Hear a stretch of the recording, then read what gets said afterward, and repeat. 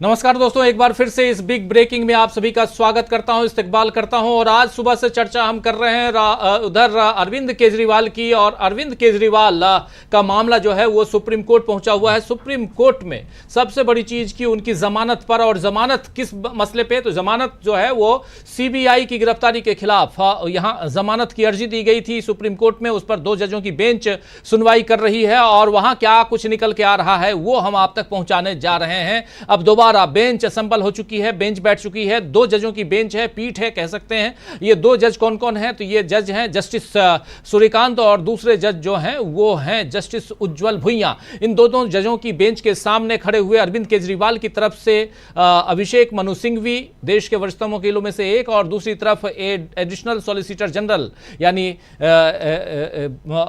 SV Raju. और इन दोनों के बीच जो बातचीत हो रही है, पहले सुप्रीम कोर्ट में अपनी दलील, अपना पक्ष रखते हुए अरविंद केजरीवाल की तरफ से अभिषेक मनु सिंघवी ने जो बातें कही, उन बातों को कहीं ना कहीं काटने की कोशिश में अब SV राजू जब बेंच लंच पे गई थी उस समय कुछ बातें पढ़ रहे थे। और उन बातों में जो महत्वपूर्ण बात थी वो ये थी कि आखिर गिरफ्तार करते वक्त क्या हमने कोई कागज दिया, क्या कुछ लिखा, क्या कुछ था उसमें, ये सारी बातें अब जब से दोबारा जब बेंच संपन्न हुई है तो उन सारी चीजों को आगे बढ़ाया जा रहा है। हमारे साथ हमारे 2 साथी और जुड़े हुए हैं जो सुबह से हमारे साथ हैं। उन दोनों को भी स्क्रीन पर जल्दी से ले आइए। और अमलेंदु उपाध्याय जी को आप जानते हैं, वो भी लगातार हमारे साथ बने हुए हैं। और समीरात्मज मिश्र जी को भी आप जानते हैं, वो भी लगातार हमारे साथ बने हुए हैं। उन दोनों के बीच भी, उन दोनों के पास भी चलेंगे। लेकिन सुप्रीम कोर्ट में जो कुछ चल रहा है, देखिए दोनों हमारे साथी समीरात्मज मिश्र जी, आपका स्वागत फिर से, और स्वागत अमलेंदु उपाध्याय जी, आपका भी स्वागत। इस्तकबाल एक बार फिर से आप तमाम दोस्त साथी शुभचिंतक आप सबका करता हूं जो अब तक जुड़ चुके हैं या जुड़ने वाले हैं इस कार्यक्रम में। बेंच रीअसेंबल हो गई है और उसके बाद यहां बात ASG फिर से कर रहे हैं। और सबसे बड़ी बात ASG यानी एडिशनल सॉलिसिटर जनरल जो बात रख रहे हैं, उसमें शुरुआत में वो यही कह रहे थे कि इस मसले पे जाना चाहिए था पूरा इस अरविंद केजरीवाल को सबसे पहले ट्रायल कोर्ट में यानी राव जेएमएनयू कोर्ट में जाना चाहिए था। उसके बाद वो वहाँ अगर उनको उनकी बातों पे, उनकी अर्जी पे कुछ फैसला नहीं आता तो हाई कोर्ट जाते, फिर सुप्रीम कोर्ट आते। लेकिन ये पहले सीधे हाई कोर्ट चले गए, फिर सुप्रीम कोर्ट आ गए। तो बेहतर ये होगा कि इस मसले को फिर से ट्रायल कोर्ट में भेज दिया जाए, यानी राव जेएमएनयू कोर्ट भेज दिया जाए, और उसके बाद फिर से ये आए ट्रायल कोर्ट होते हुए सुप्रीम कोर्ट, तो बेहतर होगा। लेकिन यहीं से सवाल कई सारे खड़े होते हैं और उन सवालों का जवाब ढूंढने की कोशिश हम भी कर रहे हैं। और साथ में उधर कोर्ट में जो सामने खड़े हैं अरविंद केजरीवाल की तरफ से अभिषेक मनु सिंघवी, वो भी हैं। जरा जल्दी से आना चाहता हूं अमलेंदु उपाध्याय जी, क्या कुछ चल रहा है कोर्ट में? आप तक कुछ खबरें पहुंची हो तो जरूर बताइए। समीर जी के पास भी आऊंगा, और आप तमाम साथी जो बने हुए हैं आप सबका एक बार फिर से स्वागत है। अरविंद केजरीवाल को आज जेल मिलेगी या बेल? यानी अरविंद केजरीवाल जेल में ही रहेंगे या अरविंद केजरीवाल को आज जमानत मिल जाएगी? जमानत रूल है, जमानत नियम है, और जेल जो है वो अपवाद है, ये कहा था सुप्रीम कोर्ट ने। सुप्रीम कोर्ट ने मनीष सिसोदिया के मामले में भी कहा था कि ये सांप सीढ़ी का खेल आखिर कब तक चलेगा, आखिर कब तक आप गिरफ्तार इसलिए करते रहेंगे और करके रखेंगे जब ये कहते हुए कि हमारी जांच पूरी नहीं हुई है। क्या यही सवाल सुप्रीम कोर्ट अब अरविंद केजरीवाल के मसले पे नहीं पूछ सकता है? जी हां, बिल्कुल पूछ सकता है। लेकिन जो कुछ पूछा है और उसका जवाब क्या दिया जा रहा है SV राजू की तरफ से, आइए उस तरफ बढ़ते हैं। हमारे साथी अमलेंदु उपाध्याय जी लगातार वहां सुप्रीम कोर्ट से टच में हैं। कोर्ट रूम में जो कुछ चल रहा है हमारे दोनों साथी आप तक पहुंचाएंगे। अमलेंदु जी, क्या चल रहा है वहां? राजीव जी, अभी जो ASG राजू हैं, उन्होंने जो लंच से पहले अपनी बात रख रहे थे उसी बात को उन्होंने आगे बढ़ाना शुरू किया है। और वो अपने जो एप्लीकेशन जो थी, उन्होंने जो गिरफ्तारी की मांगी थी अरविंद केजरीवाल की लोअर कोर्ट में, जो उन्होंने पेश किया था, जिस पे वो अपनी बात रख रहे थे कि उनके पास गिरफ्तार करने के लिए लोअर कोर्ट की परमिशन थी, उसको एप्लीकेशन को वो रख रहे हैं। और जो आदेश था उसको रख रहे हैं कि वो सुप्रीम कोर्ट लोअर कोर्ट ने उनको आदेश दे दिया था गिरफ्तार करने का।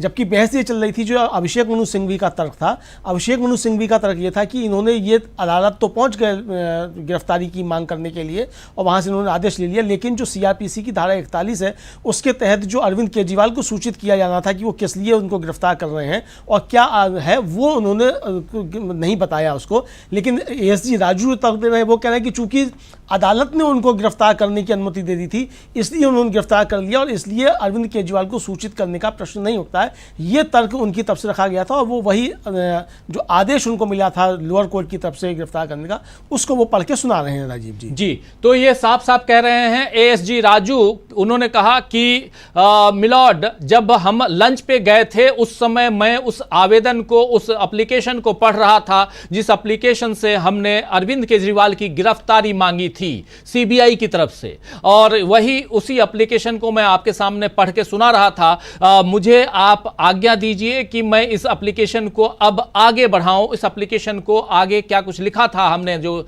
सीबीआई ने जो लिखा था वो आप तक हम पहुंचाएं। ये पढ़ते हुए इस वक्त जब हम ये कार्यक्रम कर रहे हैं उधर कोर्ट रूम में सीबीआई को क्या एप्लीकेशन दिया गया ये पढ़ रहे हैं एएसजी राजू, और सामने खड़े हैं उनके सामने अभिषेक मनु सिंघवी। और क्या आज अरविंद केजरीवाल को जेल मिलेगी, जेल फिर जाएंगे या बेल, क्योंकि जेल में वो हैं ही, क्या बेल मिलेगी, एक बहुत बड़ा सवाल है। जरा जल्दी से एक ओपनिंग कमेंट आपसे भी चाहूंगा समीर जी कि क्या आपको लगता है, जितनी दलीलें अभी आप सुन रहे थे उन दलीलों के आधार पर क्या कहेंगे, यहां पर केस उलझाने की कोशिश करते हुए सीबीआई के वकील, लेकिन केस क्या यहां सुलझा हुआ दिखाई देता है अगर अभिषेक मनु सिंघवी की दलीलें देखें तो?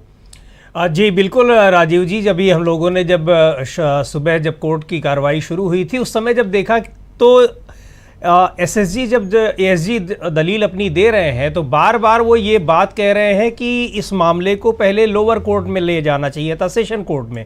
लेकिन वहाँ उनका ये है कि बात चर्चा हो रही है ज़मानत पर, और चर्चा हो रही है इस पर कि सीबीआई ने जो उनको अरेस्ट किया है वो करना चाहिए था, नहीं करना चाहिए था, इन सारे मामलों पे। लेकिन जो अभिषेक मनु सिंघवी की दलील थी, जो केजरीवाल के वकील हैं अरविंद केजरीवाल के, उनका ये कहना था कि ये केवल मकसद ये है, इसके पीछे ना तो कोई पूछताछ करना मकसद है, ना तो कोई जानकारी हासिल करना मकसद है।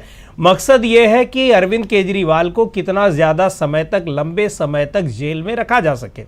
और अब जबकि एसबी राजू उस बात को कह रहे हैं कि पहले लोअर कोर्ट में जाना चाहिए था या हाई कोर्ट में जाना चाहिए था, ये भी साफ बता रहा है कि इसका मतलब सीबीआई यही चाह रही थी कि जब ईडी से इनको ज़मानत मिलने वाली थी, तत्काल उसी समय जब सीबीआई ने अरेस्ट किया तो सीबीआई चाहती थी कि अगर ये लोअर कोर्ट में जाएंगे, उसके बाद फिर हाई कोर्ट में जाएंगे, तब सुप्रीम कोर्ट में जाएंगे। इसका मतलब ये मामला काफ़ी लंबा खिंच सकता है। पर जिस तरह से के कविता हो, चाहे मनीष सिसोदिया हो, उनको ज़मानत देते समय सुप्रीम कोर्ट ने जो टिप्पणियाँ की थी, और ख़ास तौर पर मनीष सिसोदिया के मामले में कि आप बिना किसी को के अपराध के उसको आप इतने दिनों तक कैसे जेल में रख सकते हैं, तो ये बहुत महत्वपूर्ण चीज़ है। और अमलेंदु जी के पास कोई ब्रेकिंग न्यूज़ है, शायद वो बताना चाह रहे हैं। जी अमलेंदु जी, क्या कुछ ब्रेकिंग है और क्या चल रहा है वहां पे कोर्ट रूम में, जरा बताइए। जो चल रहा है राजीव जी, एक बड़ी महत्वपूर्ण बात एएसजी ने कही है, मुझे लगता है कि सुप्रीम कोर्ट को इसका संज्ञान लेना चाहिए और ये एक लंबा एक बहस का विषय हो जाएगा।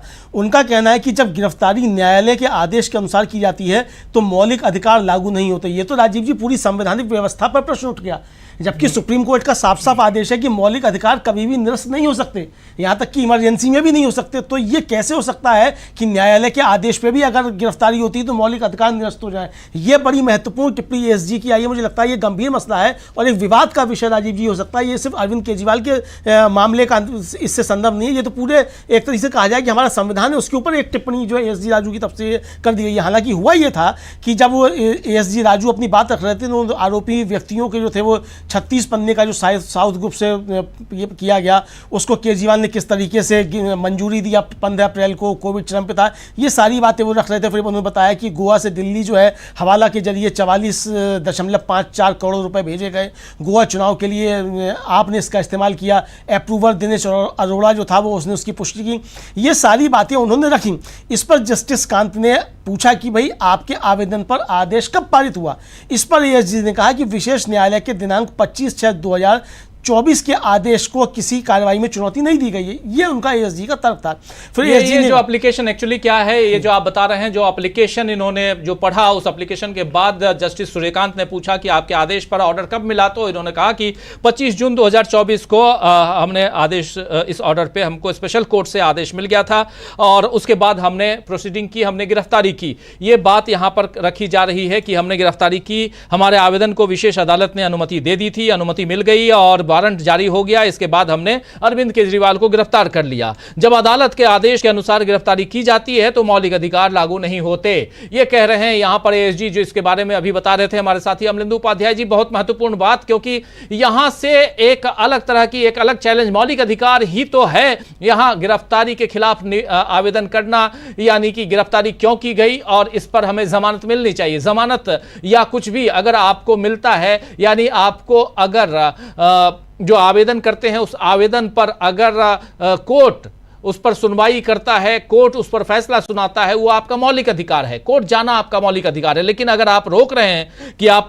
ये आपका मौलिक अधिकार नहीं है, तो ये कहीं ना कहीं एएसजी यहां फंसते हुए नजर आ रहे हैं। तो लगातार कोर्ट रूम में बहुत गंभीर चर्चा और सीबीआई किसी भी ढंग से इस अरविंद केजरीवाल की कस्टडी को बढ़ाए, बरकरार रखना चाहती है। दूसरी तरफ अरविंद केजरीवाल चाहते हैं कि किसी तरह जल्दी से जल्दी वो बाहर आए, क्योंकि चुनाव का वक्त है और जम्मू कश्मीर और हरियाणा के चुनाव में भी वो भाग ले पाए और उसके बाद वो चुनाव प्रचार में शामिल हो पाए यहां दिल्ली में। और दिल्ली में उनके नहीं रहने के कारण दिल्ली की ऐसे भी जो व्यवस्था है वो अस्त व्यस्त हो चुकी है और ऐसे में जो दलीलें दी जा रही हैं वो बहुत महत्वपूर्ण है। एएसजी यानी solicitor general, additional solicitor general SB Raju ने पैसे की बात, 44.5 करोड़ रुपए की बात भी की और उस पैसे को गोवा चुनाव में खर्च किया गया। ये कई बार इस बारे में बात हो चुकी है कि कौन सा पैसा कहां गया, उसमें भी 44.5 करोड़ 50 करोड़ रुपए की बात होती है लगातार। और ये सब कुछ है और ये रिश्वत का पैसा है, ये साबित करने की कोशिश करते हैं,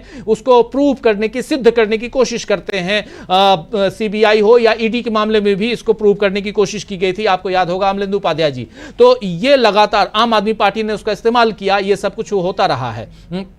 लेकिन दूसरी तरफ से एक महत्वपूर्ण बात यहां आती है कि क्या आज अरविंद केजरीवाल पर बड़ा फैसला आएगा, क्या आज अरविंद केजरीवाल जेल से बाहर आएंगे, यह सबसे बड़ा सवाल है। और इन सवालों के साथ हम जैसे उधर बेंच बैठी वैसे ही इधर हमारे 3 साथियों की बेंच भी बैठ गई है और जो वहां की पल पल की रिपोर्ट, कोर्ट रूम में जो कुछ चल रहा है वो हम आप तक पहुंचा रहे हैं। अब आगे क्या कुछ चल रहा है, जरा सबसे पहले अमलेंदु जी आपके पास आना चाहता हूं, फिर आते हैं हमारे साथी समीर जी के पास कुछ इसी पर विश्लेषण के लिए। लेकिन क्या अरविंद केजरीवाल आज छूट पाएंगे? क्या अरविंद केजरीवाल पर जो बातें वहां चल रही हैं, जो दलीलें दी जा रही हैं एसबी राजू की तरफ से, वो दलीलें उतनी जायज हैं और उस दिशा में जा रही हैं जिस दिशा में आप ये कह पाएं कि यहां से कहीं ना कहीं अरविंद केजरीवाल को फायदा होता हुआ नजर आएगा? तो सवाल कई हैं, लेकिन उसके अलावा आर्टिकल 22 का जिक्र भी आ रहा है शायद यहां पे अमलेंदु जी, और क्या कुछ है यहां, जरा बताइए। एएसजी राजू का तर्क है कि जब वारंट जारी होता है तो अनुच्छेद 52 की आवश्यकता का सख्ती से पालन करने की आवश्यकता नहीं होती है, फिर भी हमने इसका पालन किया है, ये उनका मामला नहीं है, इसलिए आधार नहीं दिया गया। विश्वास करने के कारण वैधानिक आवश्यकता है, संवैधानिक नहीं। यानी अब यहाँ वो विधान क्या है और संविधान क्या है, इसके बीच में भी एक तरह से कहा जाए वो डिफरेंस करने की कोशिश कर रहे हैं। फिर वो कह रहे हैं कि वैधानिक प्रावधानों के लिए आपको नियमित जमानत करने के लिए आवेदन करना होगा, मौलिक अधिकार पर अंकुश लगाया जाता है यदि यह न्यायालय के आदेश के अनुसार है। किसी भी संवैधानिक प्रावधान या एफआर का उल्लंघन नहीं है, फिर भी गिरफ्तारी को चुनौती देने के लिए रिट नहीं बनती। यानी वो कह रहे हैं कि गिरफ्तारी को चुनौती देने की जो रिट दाखिल की गई है वो नहीं बनती है। यह तर्क है एएसजी राजू का। राजीव जी, एएसजी राजू का जो तर्क है बहुत महत्वपूर्ण है, इस तर्क को आप समझने की कोशिश कीजिए। लेकिन वहां पर आर्टिकल 22 का जिक्र करते हुए एएसजी राजू कह रहे हैं कि जब कोई वारंट होता है तो वहां पर गिरफ्तार करने उस आर्ट की भी जरूरत होती है, यहां कहा जा रहा है। और इसके अलावा यहां आर्ट नहीं बल्कि आर्टिकल का जिक्र कर रहे हैं, माफी चाहूंगा। और उस आर्टिकल में आर्टिकल 22 का जिक्र आ रहा है, 22 का कड़ाई से पालन किया गया है। पालन करना आवश्यक नहीं था यहां, अन्यथा हमने उसका अनुसरण किया है। ये उनका मामला नहीं है कि जमीन की आपूर्ति की गई है, ऐसा मानने का कारण वैधानिक आवश्यकता है, संवैधानिक नहीं। ये सारी बातें यहाँ अमलेंदु जी समझा ही रहे थे, बता रहे थे आपको। लेकिन यहाँ से समीर जी ज़रा ये समझना चाहता हूँ कि जब मौलिक अधिकार पे आ रहे हैं तो मौलिक अधिकारों में आर्टिकल 14, आर्टिकल 15, यहाँ से लेके आर्टिकल 20, 19, फिर 20, 21, 22, ये सारे मौलिक अधिकारों में आते हैं। और ऐसे में अगर कहा जा रहा है कि नहीं इसकी यहाँ ये मौलिक अधिकार ही नहीं है, तो कैसे देखा जाए इसको? जी बिल्कुल, साफ साफ है कि आर्टिकल ये मौलिक अधिकारों की जो बात है और अपने संविधान में इनको बहुत ज़्यादा महत्व दिया गया है। अमलेंदु जी अभी कह रहे थे कि इनका सस्पेंशन या इनको इग्नोर तो इमरजेंसी में भी नहीं किया जा सकता है, किन्हीं भी स्थितियों में नहीं किया जा सकता है।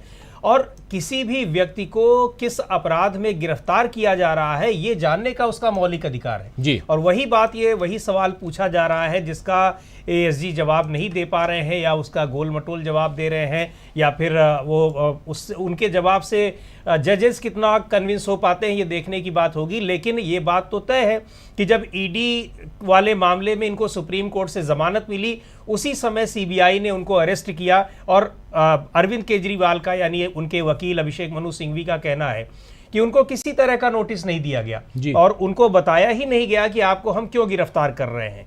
तो जाहिर सी बात है कि ये बिना आप बताए किसी को नहीं गिरफ्तार कर सकते हैं किसी भी मामले में, ये जानने का उनका अपना मौलिक अधिकार है। तो इसमें मौलिक अधिकार भी अगर आ रहा है और ये पॉइंट शुरू से आ रहा है तो जाहिर तौर पर इसमें कहीं ना कहीं सीबीआई का पक्ष काफ़ी कमज़ोर दिखाई पड़ रहा है, क्योंकि वो पहली बात तो ये कि 2 साल तक वो सोया रहा उस मामले में जो आरोप लगा रहे हैं अभिषेक मनु सिंघवी। उसको चाहिए कई बार पूछताछ किया लेकिन गिरफ्तारी नहीं की। अचानक तब गिरफ्तारी हो रही है जब ईडी से उन्हें जमानत मिल गई और ये लगा कि अब वो बाहर आ जाएंगे। तो इसका मतलब आप वो बाहर ना आने पाए, इस वजह से आपने उनको जेल में रखा हुआ है और चाहते हैं कि जेल में ही रहे वो, इस वजह से आप अपना आपने उनको गिरफ्तार कर लिया। तो ये जो दलील है अभिषेक मनु सिंघवी की, जो कि अरविंद केजरीवाल के वकील हैं, काफ़ी मजबूत दिखाई पड़ रही है। और उसकी तुलना में या उसके जो विपक्ष में ये पेश कर रहे हैं ये additional solicitor general SB Raju, ये शायद कमज़ोर पड़ती दिखाई पड़ रही है। अब ये अच्छा, दूसरे एक बात और भी महत्वपूर्ण है कि यही वो दलीलें थी, यही वो ये पॉइंट्स थे, इश्यूज थे जिन पर मनीष सिसोदिया को ज़मानत मिली है, कि कविता को ज़मानत मिली है। मनीष सिसोदिया के मामले में इन्हीं सारी चीज़ों को लेकर सुप्रीम कोर्ट ने तल्ख टिप्पणी यहाँ तक की कि आपके पास कोई उसको मुकदमा चलाने लायक अभी सबूत नहीं जुटे हैं, आपके पास डॉक्यूमेंट्स आप अभी जुटा रहे हैं, और उस व्यक्ति को आपने जो अभियुक्त है उसको आपने 17 महीने तक जेल में रखा हुआ है। 17 महीने जेल में रहने का मतलब कि वो तो एक तरह से पूरी सज़ा काट चुका है, यानी जिसको अगर आप दोषी साबित कर दें वो अपनी सज़ा काट चुका है। इन मामलों में अगर बहुत ज़्यादा सज़ा होगी भी तो कितनी होगी, उसकी आधी सज़ा तो लगभग काट चुके हैं। ये सारी चीज़ें और ये जो टिप्पणी आई थी सुप्रीम कोर्ट की कि जेल किसी व्यक्ति को अपवाद स्वरूप रखा जाता है, उसको ये उससे आपको गंभीर खतरा हो, कई सारे पॉइंट्स हैं कि वो छेड़छाड़ कर सकता है सबूतों के साथ, लेकिन ज़मानत उसको दी जानी चाहिए। ये टिप्पणी लोअर कोर्ट्स के लिए और हाई कोर्ट्स के लिए भी थी सुप्रीम कोर्ट की, और ये दिखाता है कि आप किसी को इतने दिनों तक अंडर ट्रायल सिचुएशन में जेल में नहीं रख सकते हैं। और अगर आप रख रहे हैं तो ये आप संविधान के कानून के अगेंस्ट जाकर, उसके खिलाफ जाकर काम कर रहे हैं। इन सारी टिप्पणियों को देखते हुए ये बिल्कुल साफ मालूम पड़ रहा है कि सीबीआई की दलील काफ़ी कमज़ोर दिख रही है। अभिषेक मनु सिंघवी जो अरविंद केजरीवाल से वकील हैं, वो इस मामले में ज़मानत को लेकर जो दलीलें दे रहे हैं वो मजबूत दिखाई पड़ रही हैं। मजबूत इस लिहाज से भी हैं कि इसमें जो दूसरे मामले शराब घोटाला का ही, ये जो कथित शराब घोटाला है दिल्ली का, इसी मामले में जो दूसरे अभियुक्त रहे हैं उन लोगों को भी ज़मानत दी जा चुकी है।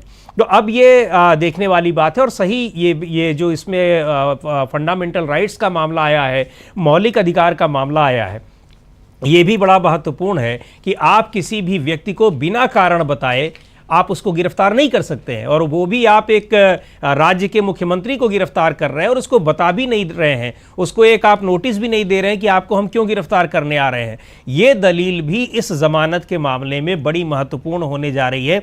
इसकी काट भी जो एसबी राजू जो तर्क रख रहे हैं वहां पर, इसका कोई जवाब, पुख्ता जवाब अभी तक निकल कर नहीं आया है जो दे रहे हो कि आखिर हमने क्यों बिना बताए उनको गिरफ्तार कर लिया।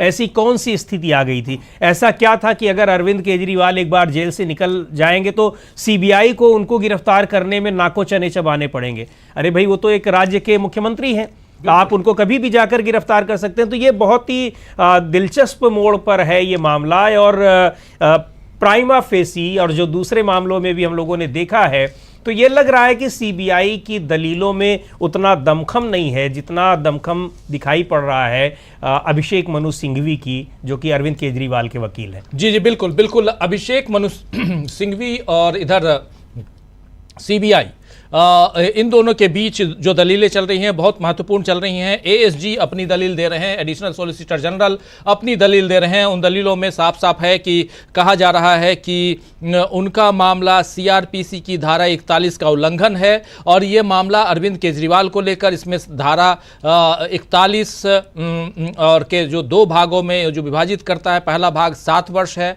और दूसरा मामला जो है वो बी है। बी भी लागू होगा। बिना वारंट के आप अपराध की उचित जांच के लिए गिरफ्तार कर सकते हैं, या हमारा मामला ये है कि उसका मामला गिरता है BCD के अंतर्गत। यानी यहाँ साफ साफ चल ये रहा है, जो आप लोगों के बीच रखना चाह रहा हूँ, कि यहाँ सीआरपीसी की धारा 41 ये वायलेशन है, कहा जा रहा है कि कहीं ना कहीं इस मामले में। और अरविंद केजरीवाल को यहाँ से ये एएसजी जो है एडिशनल सॉलिसिटर जनरल, वो अपनी बात रख रहे हैं। तो यहाँ पर जस्टिस सूर्यकांत कह रहे हैं कि धारा 41(1) आप कह रहे हैं कि ये लागू नहीं है, हम समझ गए हैं। फिर आप कहते हैं कि ए से ई जो है यहाँ पर ज़्यादा इम्पॉर्टेंट है, इम्पोर्टेंस है उसका, और BCD की विशेषताएं भी हैं। सारी बातें आप कह रहे हैं, तो ये कैसे कह रहे हैं, यहाँ पर समझने की कोशिश कर रहे हैं जस्टिस सूर्यकांत।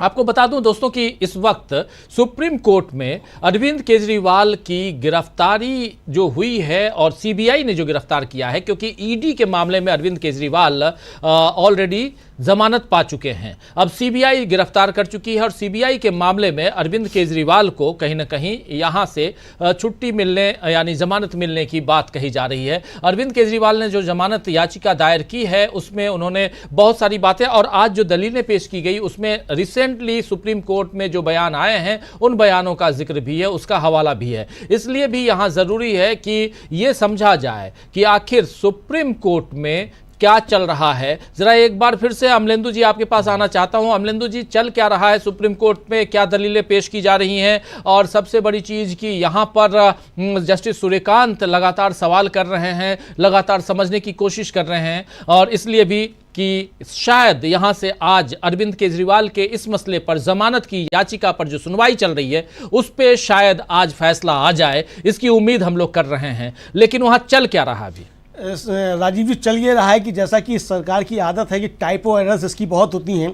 आपको याद होगा कि राफेल के मसले में भी सुप्रीम कोर्ट में बताया गया था कि टाइपो एरर हो गई थी, वो टाइपो एरर यहाँ भी आ गई है। और एएसजी राजू से जो सवाल किया जस्टिस सूर्यकांत ने कि आप धारा 41 की जो बातें कर रहे हैं और उसके क्लॉज जो हैं ABCD इसकी जो बातें कर रहे हैं, तो उन्होंने पूछा कि क्या आप ये कहना चाहते हैं कि ये आवश्यक है कि उसको 41(2) को एग्जामिन किया जाए।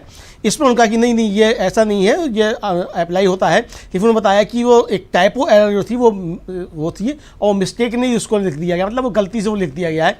ये उन्होंने अपना एएसजी राजू ने तर्क दिया जी। उन्होंने कहा कि वो एएसजी ने कहा कि जो रॉन्ग प्रोविजंस थे वो कोर्ट के द्वारा कॉपी कर दिए गए।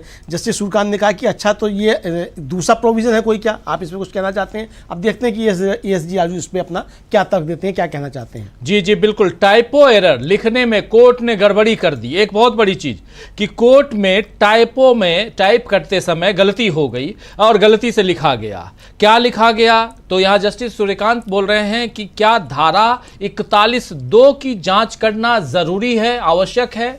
धारा सीआरपीसी की धारा 41(2) की जांच करना क्या जरूरी है?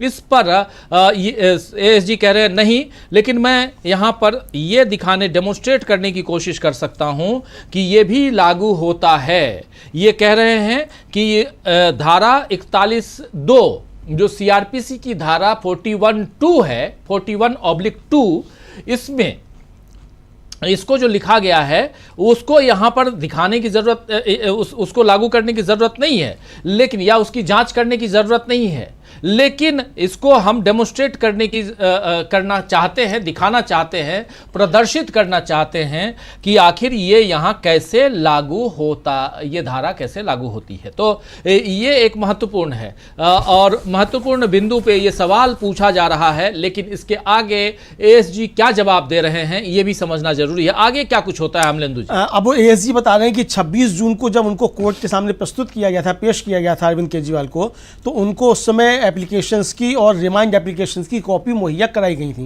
यानी कोर्ट के सामने जब पेश किया गया तब मुहैया कराई गई, यानी गिरफ्तारी करने से पहले मुहैया नहीं कराई गई। राजीव जी इसका मतलब ये खुद स्वीकार कर रहे हैं एक तरीके से देखा जाए। और अरविंद केजरीवाल के वकील जो अभिषेक मनु सिंघवी हैं, उनका यही कहना था कि ये अदालत में पहुंच गए, इन्होंने गिरफ्तारी का ले लिया, लेकिन हमको नहीं बताया कि हमको किस लिए गिरफ्तार कर रहे हैं। तो यानी एक तरीके से राजीव जी देखा जाए तो जो अभिषेक मनु सिंघवी की दलीलें थी उनको सच साबित करते हुए ही दिखाई पड़ रहे हैं एएसजी राजू, जो अपनी दलीलें पेश कर रहे हैं। बाकी अभी माननीय उच्चतम न्यायालय के ऊपर है कि वो इसका किस तरीके से संज्ञान लेता है। राजीव जी जी बिल्कुल बिल्कुल। 26 जून को अरविंद केजरीवाल को कोर्ट में पेश किया गया।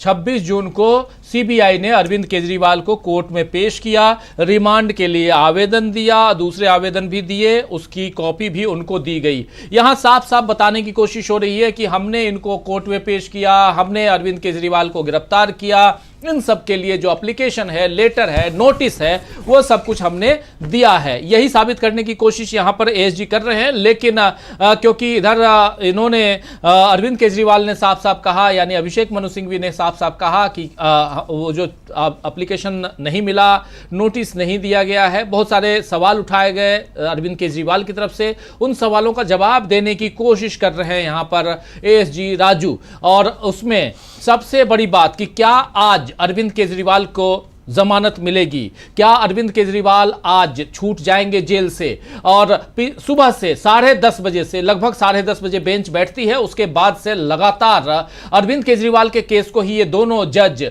जस्टिस सूर्यकांत और जस्टिस उज्जवल भुइयां, इन दोनों जजों की पीठ जो है इस पर सुनवाई कर रही है और वो लगातार यही देख रही है, समझ रही है। पहले लगभग 1.5 घंटे 2 घंटे तक अभिषेक मनु सिंघवी ने अपनी बात रखी और उसके बाद उसी दौरान एएसजी राजू ने कहा कि मुझे भी उतना ही समय मिलना चाहिए जितना समय आपने अरविंद केजरीवाल के लिए दिया है, और अब मैं भी इसमें। और जब शुरुआत उन्होंने की तो उन्होंने कहा कि आइए पहले जमानत पे बात करते हैं, और जमानत को लेकर, गिरफ्तारी अवैध है इसको लेकर बात नहीं हो रही है, बात यह हो रही है कि जमानत मिले या ना मिले अरविंद केजरीवाल को। और यहां पर जमानत पे अलग अलग बातें, अलग अलग दलीलें जो दी गई थी अरविंद केजरीवाल की तरफ से, उन दलीलों को काटने की कोशिश। लेकिन सबसे बड़ी बात कि इस केस को आप सुप्रीम कोर्ट से सीधे ट्रायल कोर्ट को भेज दीजिए और इस जो आवेदन है इसको आप खारिज कीजिए, ये गुहार लगाते हुए, ये दलील पेश करते हुए नजर आ रहे हैं राजू। इसके आगे क्या कुछ हो रहा है? इसके आगे राजीव जी ये हो रहा है कि एएसजी राजू का कहना है कि रिमांड आवेदन में गिरफ्तारी का आधार भी शामिल था। गिरफ्तारी के दिन ही उनको रिमांड दिया गया था, इसकी ज़रूरत नहीं थी लेकिन उन्हें यह दिया गया। फिर वो कहते हैं कि जो पंकज बंसल का मामला था वो अलग था, उसमें कहा गया कि मौखिक संचार पर्याप्त नहीं है। राजीव जी पंकज बंसल का मसला बार बार आया था, अरविंद केजरीवाल के मसले में भी इसको उठाया गया था। और जो पंकज बंसल का मामला है राजीव जी, इसका जो यूएपीए के मामले में जो न्यूज़ क्लिक के प्रवीण पुरकाश थे उनको जो राहत मिली है उसमें भी पंकज बंसल का मामला आया था। और ये आया कि आपको जब आप गिरफ्तार कर रहे हैं तो आपको उस व्यक्ति को बताना पड़ेगा, लिखित में बताना पड़ेगा कि आप उसको क्यों गिरफ्तार कर रहे हैं, आपके पास उसके क्या सबूत हैं जिसकी वजह से आप उसको गिरफ्तार कर रहे हैं। लेकिन एएसजी राजू साहब का तर्क है, यानी सुप्रीम कोर्ट के आदेश एक तरफ रख दिए जाएं और एएसजी राजू साहब की दलीलें मान ली जाए, क्या उनका कहने का तात्पर्य मैं नहीं समझ पा रहा हूं। हालांकि उनका जो तर्क जो ये है कि चूंकि पंकज बंसल का मामला अलग था और इसमें जो था वो ये कहा गया था कि मौखिक रूप से नहीं, आपको लिखित में देना होगा, यहां इसलिए नहीं दिया सकता चूंकि ये गिरफ्तारी का आदेश जो था वो उनको दे दिया गया था और रिमांड उसी दिन दे दिया गया था जिस दिन गिरफ्तारी हुई है।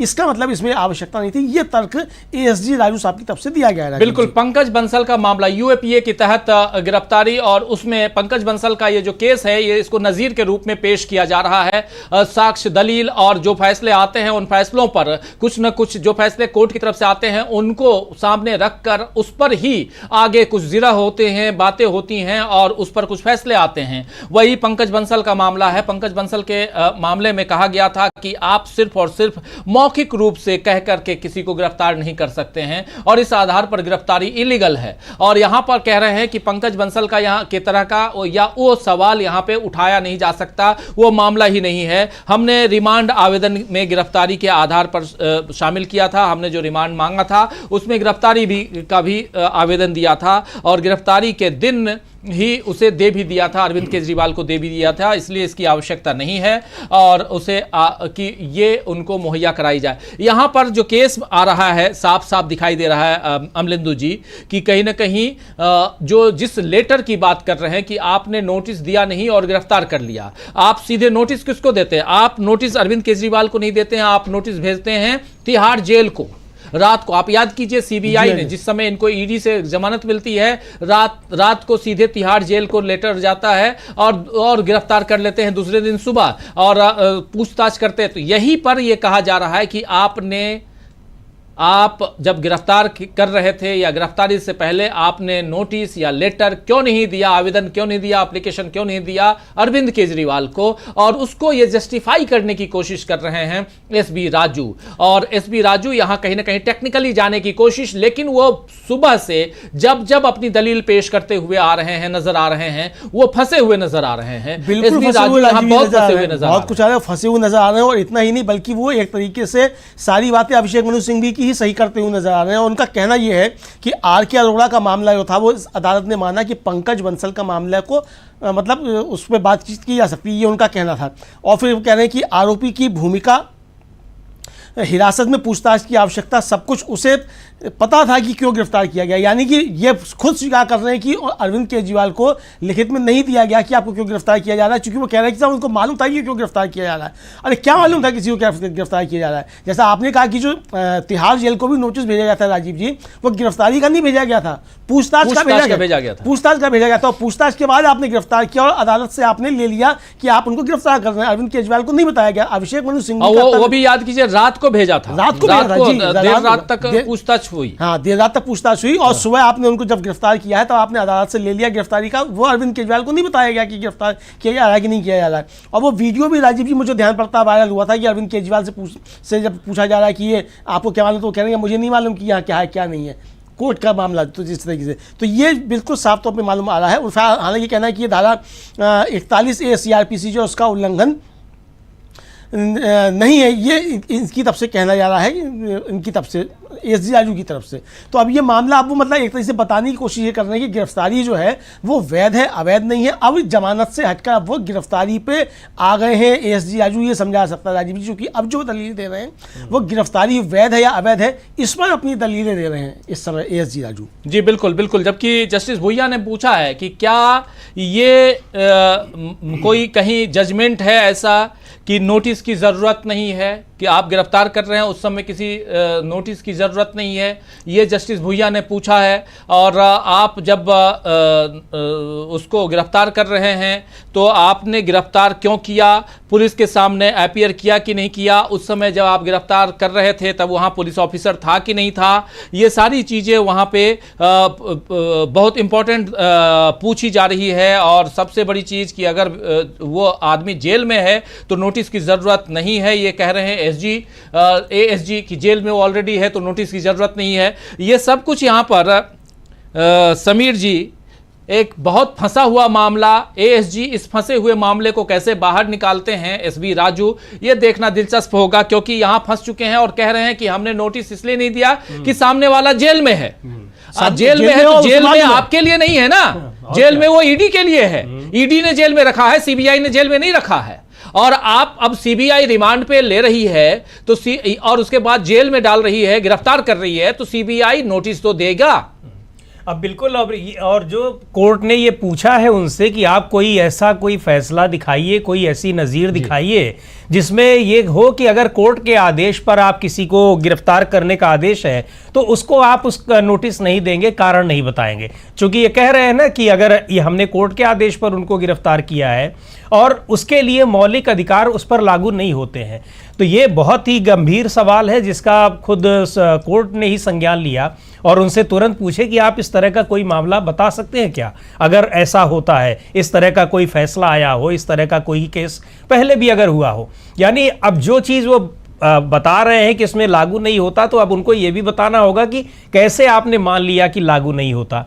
क्या सुप्रीम कोर्ट का कोई फैसला है, संविधान में ऐसा लिखा हुआ है? अब ये चीज़ भी उनको बतानी पड़ेगी। तो जाहिर तौर पर ये मुद्दा कि आपने उनको कैसे गिरफ्तार किया और आप ही ने मान लिया कि इस पे मौलिक अधिकार भी नहीं लागू होता, आप ही ने मान लिया कि ये जेल में है तो ईडी की वजह से जेल में है तो चलो हम भी इनको लाकर कुछ दिन और डाल देते हैं। बिल्कुल ये मनमाना तरीका दिखाई पड़ रहा है कि सीबीआई ने इसमें जो अपनाया है वो पूरी तरह से मनमाने ढंग से उसने काम किया है और इसमें बहुत सारी कानूनी खामियां मिल रही हैं, वो साफ दिखाई पड़ रही हैं। सबसे बड़ी बात यही है कि आपने एक तो जमानत पर तो सुनवाई हो ही रही, आप अगर उस है तो जमानत उनको मिलनी चाहिए। दूसरा महत्वपूर्ण बात यही है कि आप अगर गिरफ्तार कर रहे हैं तो गिरफ्तार किसी को आप बिना बताए कैसे कर रहे हैं, और उस पर भी जो दलील दे रहे हैं सीबीआई के की तरफ से पेश होने वाले वकील यानी एडिशनल सॉलिसिटर जनरल, वो कह रहे हैं कि इस पर मौलिक अधिकारों का इस पर लागू नहीं होते हैं, क्योंकि हमने वो पूरी प्रक्रिया बता रहे हैं और उनका लब्बो लुआब ये है कि कोर्ट के कहने पर हमने या कोर्ट के आदेश पर हमने गिरफ्तार किया है। अब ये दलीलें बहुत प्राइमा फेसी हम लोगों के कानूनी जानकार ज़्यादा इसको बेहतर तरीके से बताएंगे। वहाँ वकील दोनों ही एडिशनल सॉलिसिटर जनरल भी बड़े वकील रहे हैं, अभिषेक मनु सिंघवी भी है और दूसरे दो बड़े जज हैं, वो लोग इसको पूछेंगे। लेकिन ये गंभीर सवाल था और इस पर उनको भी खटका थोड़ा कि आप वहाँ अगर कोर्ट के आदेश पर गिरफ्तार कर रहे हैं तो मौलिक अधिकार लागू नहीं होते हैं। इसीलिए शायद कोर्ट ने ये पूछा होगा कि आप इस तरह का कोई उदाहरण बताइए, इस तरह की कोई नज़ीर दिखाइए हमें कि पहले भी ऐसा हुआ है या केवल आप ही ने शुरुआत की है इसकी। जैसे कुछ देर पहले उन्होंने कहा था कि गुजरात में तो ऐसा चलन है, तो क्या ये चलन वहीं से लेकर आप आए हुए हैं और इसको अब यहाँ भी लागू कर रहे हैं? तो अगर कहीं है तो उसको दिखा दीजिए। तो बड़े दिलचस्प मोड़ पर और बहुत सारी जो बारीकियां हैं कानून की वो सब भी निकल कर आ रही हैं कि किस तरह किसी केस में जिसको कहते नहीं है कि कानून के पछड़े में अगर एक बार कोई फंस गया तो कैसे उसको फंसाया जाता है, वो सब चीज़ें भी यहाँ दिखाई पड़ रही हैं और उनके तार धीरे धीरे खुलते चले जा रहे हैं। अमलेंदु जी के पास कुछ है और बहुत महत्वपूर्ण चर्चा यहाँ चल रही है। सीआरपीसी की धारा 41A और 41(2) इन दोनों के मामले में, और यहाँ साफ साफ एडिशनल सॉलिसिटर जनरल फंसे हुए हैं क्योंकि दोनों जज यहाँ पर सवाल पे सवाल दाग रहे हैं और कह रहे हैं कि नोटिस, आप कह रहे हैं कि 41A जो है उसके तहत यहाँ गिरफ्तारी के वक्त नोटिस देने की जरूरत, और उसमें भी तब जबकि जो अभियुक्त है वो ऑलरेडी पहले से गिरफ्तार है, यानी वो जेल में है, तो हमको नोटिस देने की जरूरत नहीं है। तो यहां पे अब इससे आगे बात और सवाल कई सारे खड़े होते हैं। उन सवालों में जो दलीलें दी जा रही हैं, जो तर्क दिए जा रहे हैं, एक बार फिर से अमलेंदु जी आपके पास आना चाहता हूं,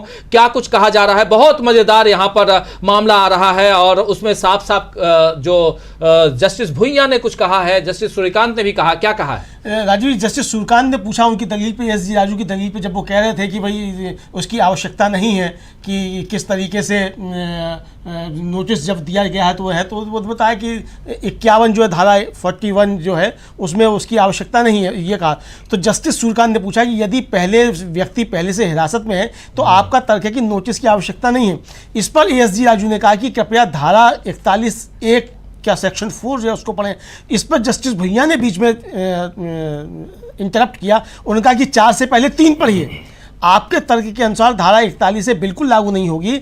41 के पीछे विचार ये है कि आपको सभी मामलों में गिरफ्तारी की आवश्यकता नहीं है जब सजा 7 साल की हो।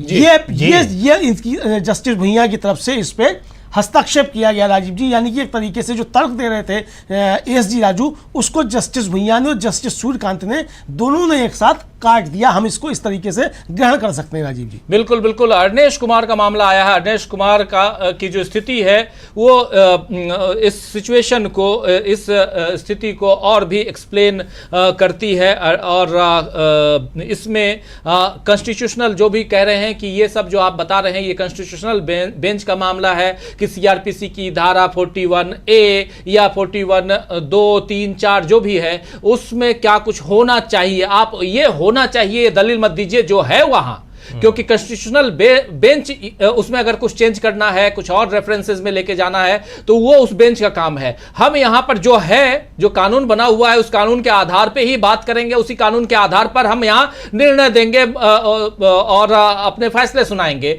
ये साफ साफ यहां कहते हुए जस्टिस भुइयां हैं। लेकिन बहुत एक अलग दिशा में ये और बहुत ही गंभीर यहां पर चर्चा हो रही है। गंभीर दलील जो भी पेश की जा रही हो, लेकिन गंभीरता के साथ दोनों जज इस मसले को सुन रहे हैं, ये तो साफ दिखाई देता है समीर जी।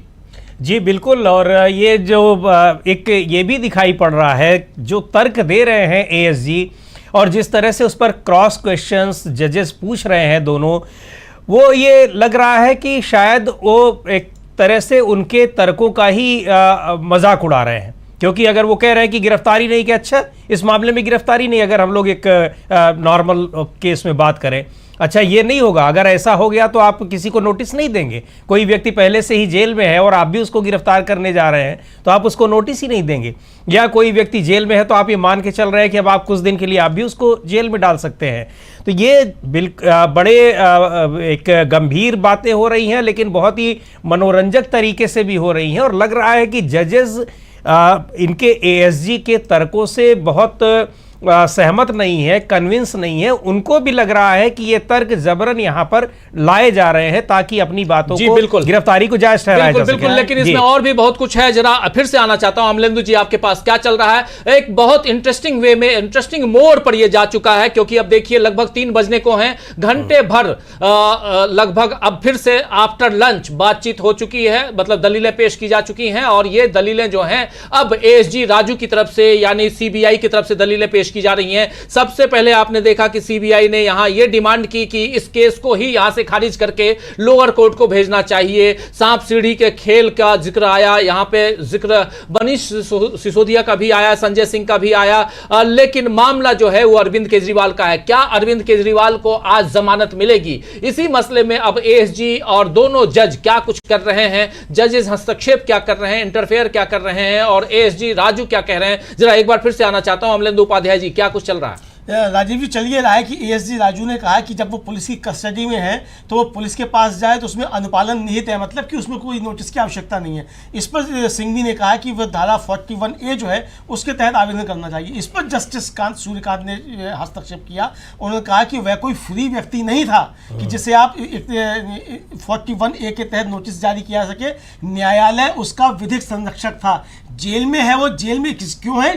चूंकि वो जुडिशियल कस्टडी में है, जेल में नहीं है। आपके लिए फ्री नहीं है वो, बिल्कुल फ्री नहीं है। वो he is under judicial custody. बिल्कुल, he is under judicial custody. जी हाँ, बिल्कुल। तो यहां जब वो जुडिशियल कस्टडी में है तो आपको उसका भी पालन करना होगा। वो फ्री आदमी नहीं है, ये साफ साफ कहना है जस्टिस सूर्यकांत का। बहुत ही रोचक केस हो चुका है और दलीलें जो पेश की जा रही हैं और दलीलें पेश जो हो रही हैं उसमें दोनों जज, जस्टिस भुइयां, उज्जवल भुइयां और जस्टिस सूर्यकांत, ये दोनों जो अपनी बात रख रहे हैं और इन बातों की काट कितना है इनके पास, सीबीआई के पास, यानी additional solicitor general SV Raju के पास, ये बड़ा दिलचस्प होता जा रहा है। क्या आज अरविंद केजरीवाल को जमानत मिलेगी? ये बड़ा सवाल। और साथ साथ राजीव जी एक बड़ा और मजेदार तर्क आ गया है। मजेदार तर्क ये है कि उन्होंने जस्टिस सूर्यकांत ने पूछा, जब ये सारा पूछा तो उन्होंने पूछा कि ये प्रोसेस जो है केवल कोर्ट के द्वारा हो सकता है, क्या आपने कोर्ट से परमिशन ली? फैक्ट्स क्या है, फैक्ट्स पे आइए।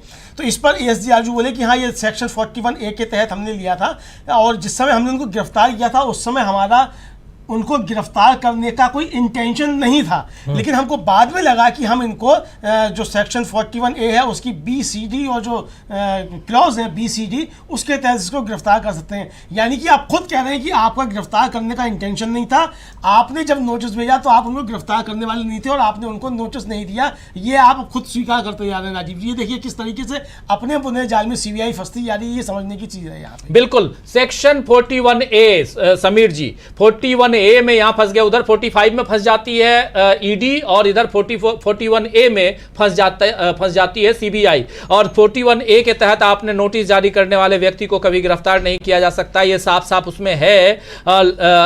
ऐसा नहीं है कह रहे हैं ASG, लेकिन यहां पर साफ कुछ सवाल भी उठाए जा रहे हैं। लेकिन सबसे बड़ी बात यहां पर कि आपने जब उनको पूछताछ के लिए लिया तब आपने सोचा, और कह रहे हैं कि हमने सोचा कि हम गिरफ्तार नहीं करेंगे, लेकिन बाद में आपने गिरफ्तार कर लिया। तो आप सोच के कुछ और चलते हैं, गिरफ्तार कर लेते हैं आप, लेकिन गिरफ्तार चूंकि आपने सोचा था कि हम गिरफ्तार नहीं करेंगे, इसलिए आपने सेक्शन 41A की बात नहीं की।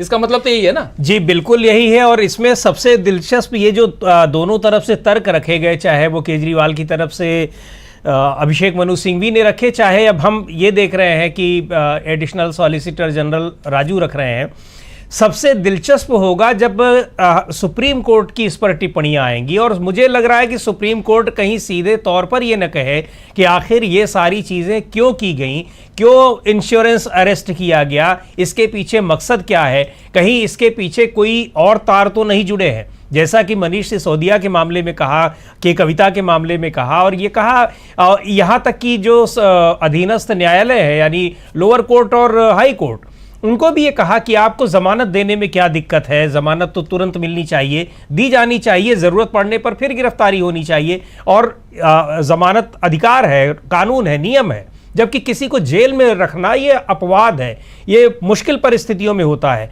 तो सारा जो अभी तक ये ईडी, CBI, इनकम टैक्स, इन लोगों की गिरफ्तारी, इनकी हिरासत में, इनको कोर्ट में ले जाना, इन जांच एजेंसियों की जो पूरी कार्रवाई है, ये सारी चीज़ें इन पर आरोप लगते रहे हैं कि ये राजनीति से प्रेरित हैं, कहीं ना कहीं इनके पीछे राजनीतिक मकसद हैं, कहीं ना कहीं कई जगहों पर सही दिखाई पड़े हैं और ये चीज़ें हैं। अब इन मामलों में भी लगातार ये बात एक तरह से उसकी पुष्टि होती जा रही है कि आखिर CBI को, ED को ये सब करने की ज़रूरत क्यों पड़ रही है, कि अरविंद केजरीवाल जेल में ही बंद रहें, मनीष सिसोदिया जेल में ही बंद रहें, या जिनको वो चाहें, जब तक चाहें वो जेल में बंद रहें, जब चाहें उनको ज़मानत मिल जाए और जब चाहें तो वो आरोप मुक्त कर दिए जाएं। ये अपने आप में बहुत एक दिलचस्प बात है। और मुझे लगता है कि सुप्रीम कोर्ट की टिप्पणियां इस लिहाज से बहुत ही महत्वपूर्ण होने वाली हैं इस मामले में। जी बिल्कुल, सुप्रीम कोर्ट की टिप्पणियां बहुत महत्वपूर्ण है। ASG अपनी बात रख रहे हैं, additional solicitor general SV Raju अपनी बात रख रहे हैं, और उनसे सवाल पे सवाल दागे जा रहे हैं जस्टिस सूर्यकांत की तरफ से और जस्टिस उज्जवल भुइया की तरफ से, और भी आगे क्या कुछ है। अमलेंदु जी, एक बार फिर से आना चाहता हूं। मजेदार तथ्य उसमें यह है कि कह रहे हैं ASG की हमने उन्हें गिरफ्तार किया जब B, C और D का अनुपालन किया गया, तब हमने गिरफ्तार किया और मैं अब भी उसे गिरफ्तार कर सकता था और अदालत ने मुझे इसकी इजाज़त दे दी। जब BCD का पालन किया गया तब हमने गिरफ्तार किया और अदालत ने हमें उसकी इजाज़त दे दी थी, इसलिए हमने गिरफ्तार किया। तो इस पे जस्टिस सूर्यकांत कह रहे हैं कि आपका तर्क यह है कि धारा 41 की शक्ति छीनी गई है, भले ही आप धारा 41A का सहारा लें। ये एक बड़ा सवाल है कि आप 41 की शक्ति छीनी गई है ये कह रहे हैं, लेकिन 41A का सहारा लेके गिरफ्तार कर रहे हैं। यही है ना अमलेंदु जी? जी हाँ, जी हाँ, बिल्कुल बिल्कुल यही कह रहे हैं कि मतलब आप खुद एक तरीके से कहा जाए राजीव जी की अदालत ने ASG राजू साहब पे ही सवाल पे सवाल दाग दिए कि आप खुद स्वीकार कर रहे हैं कि आपने क्या क्या उल्लंघन किया और क्या क्या शक्तियां आपने अर्जित करनी बिना पूछे हुए किसी से, यानी कानून का आपने उल्लंघन किया। एक तरीके से सुप्रीम कोर्ट की तरफ से ये सवाल पूछ दिया गया ASG राजू साहब की तरफ से। हालांकि इस पर सिंघवी साहब ने जो है इस पर हस्तक्षेप किया है और ASG राजू कहने की जो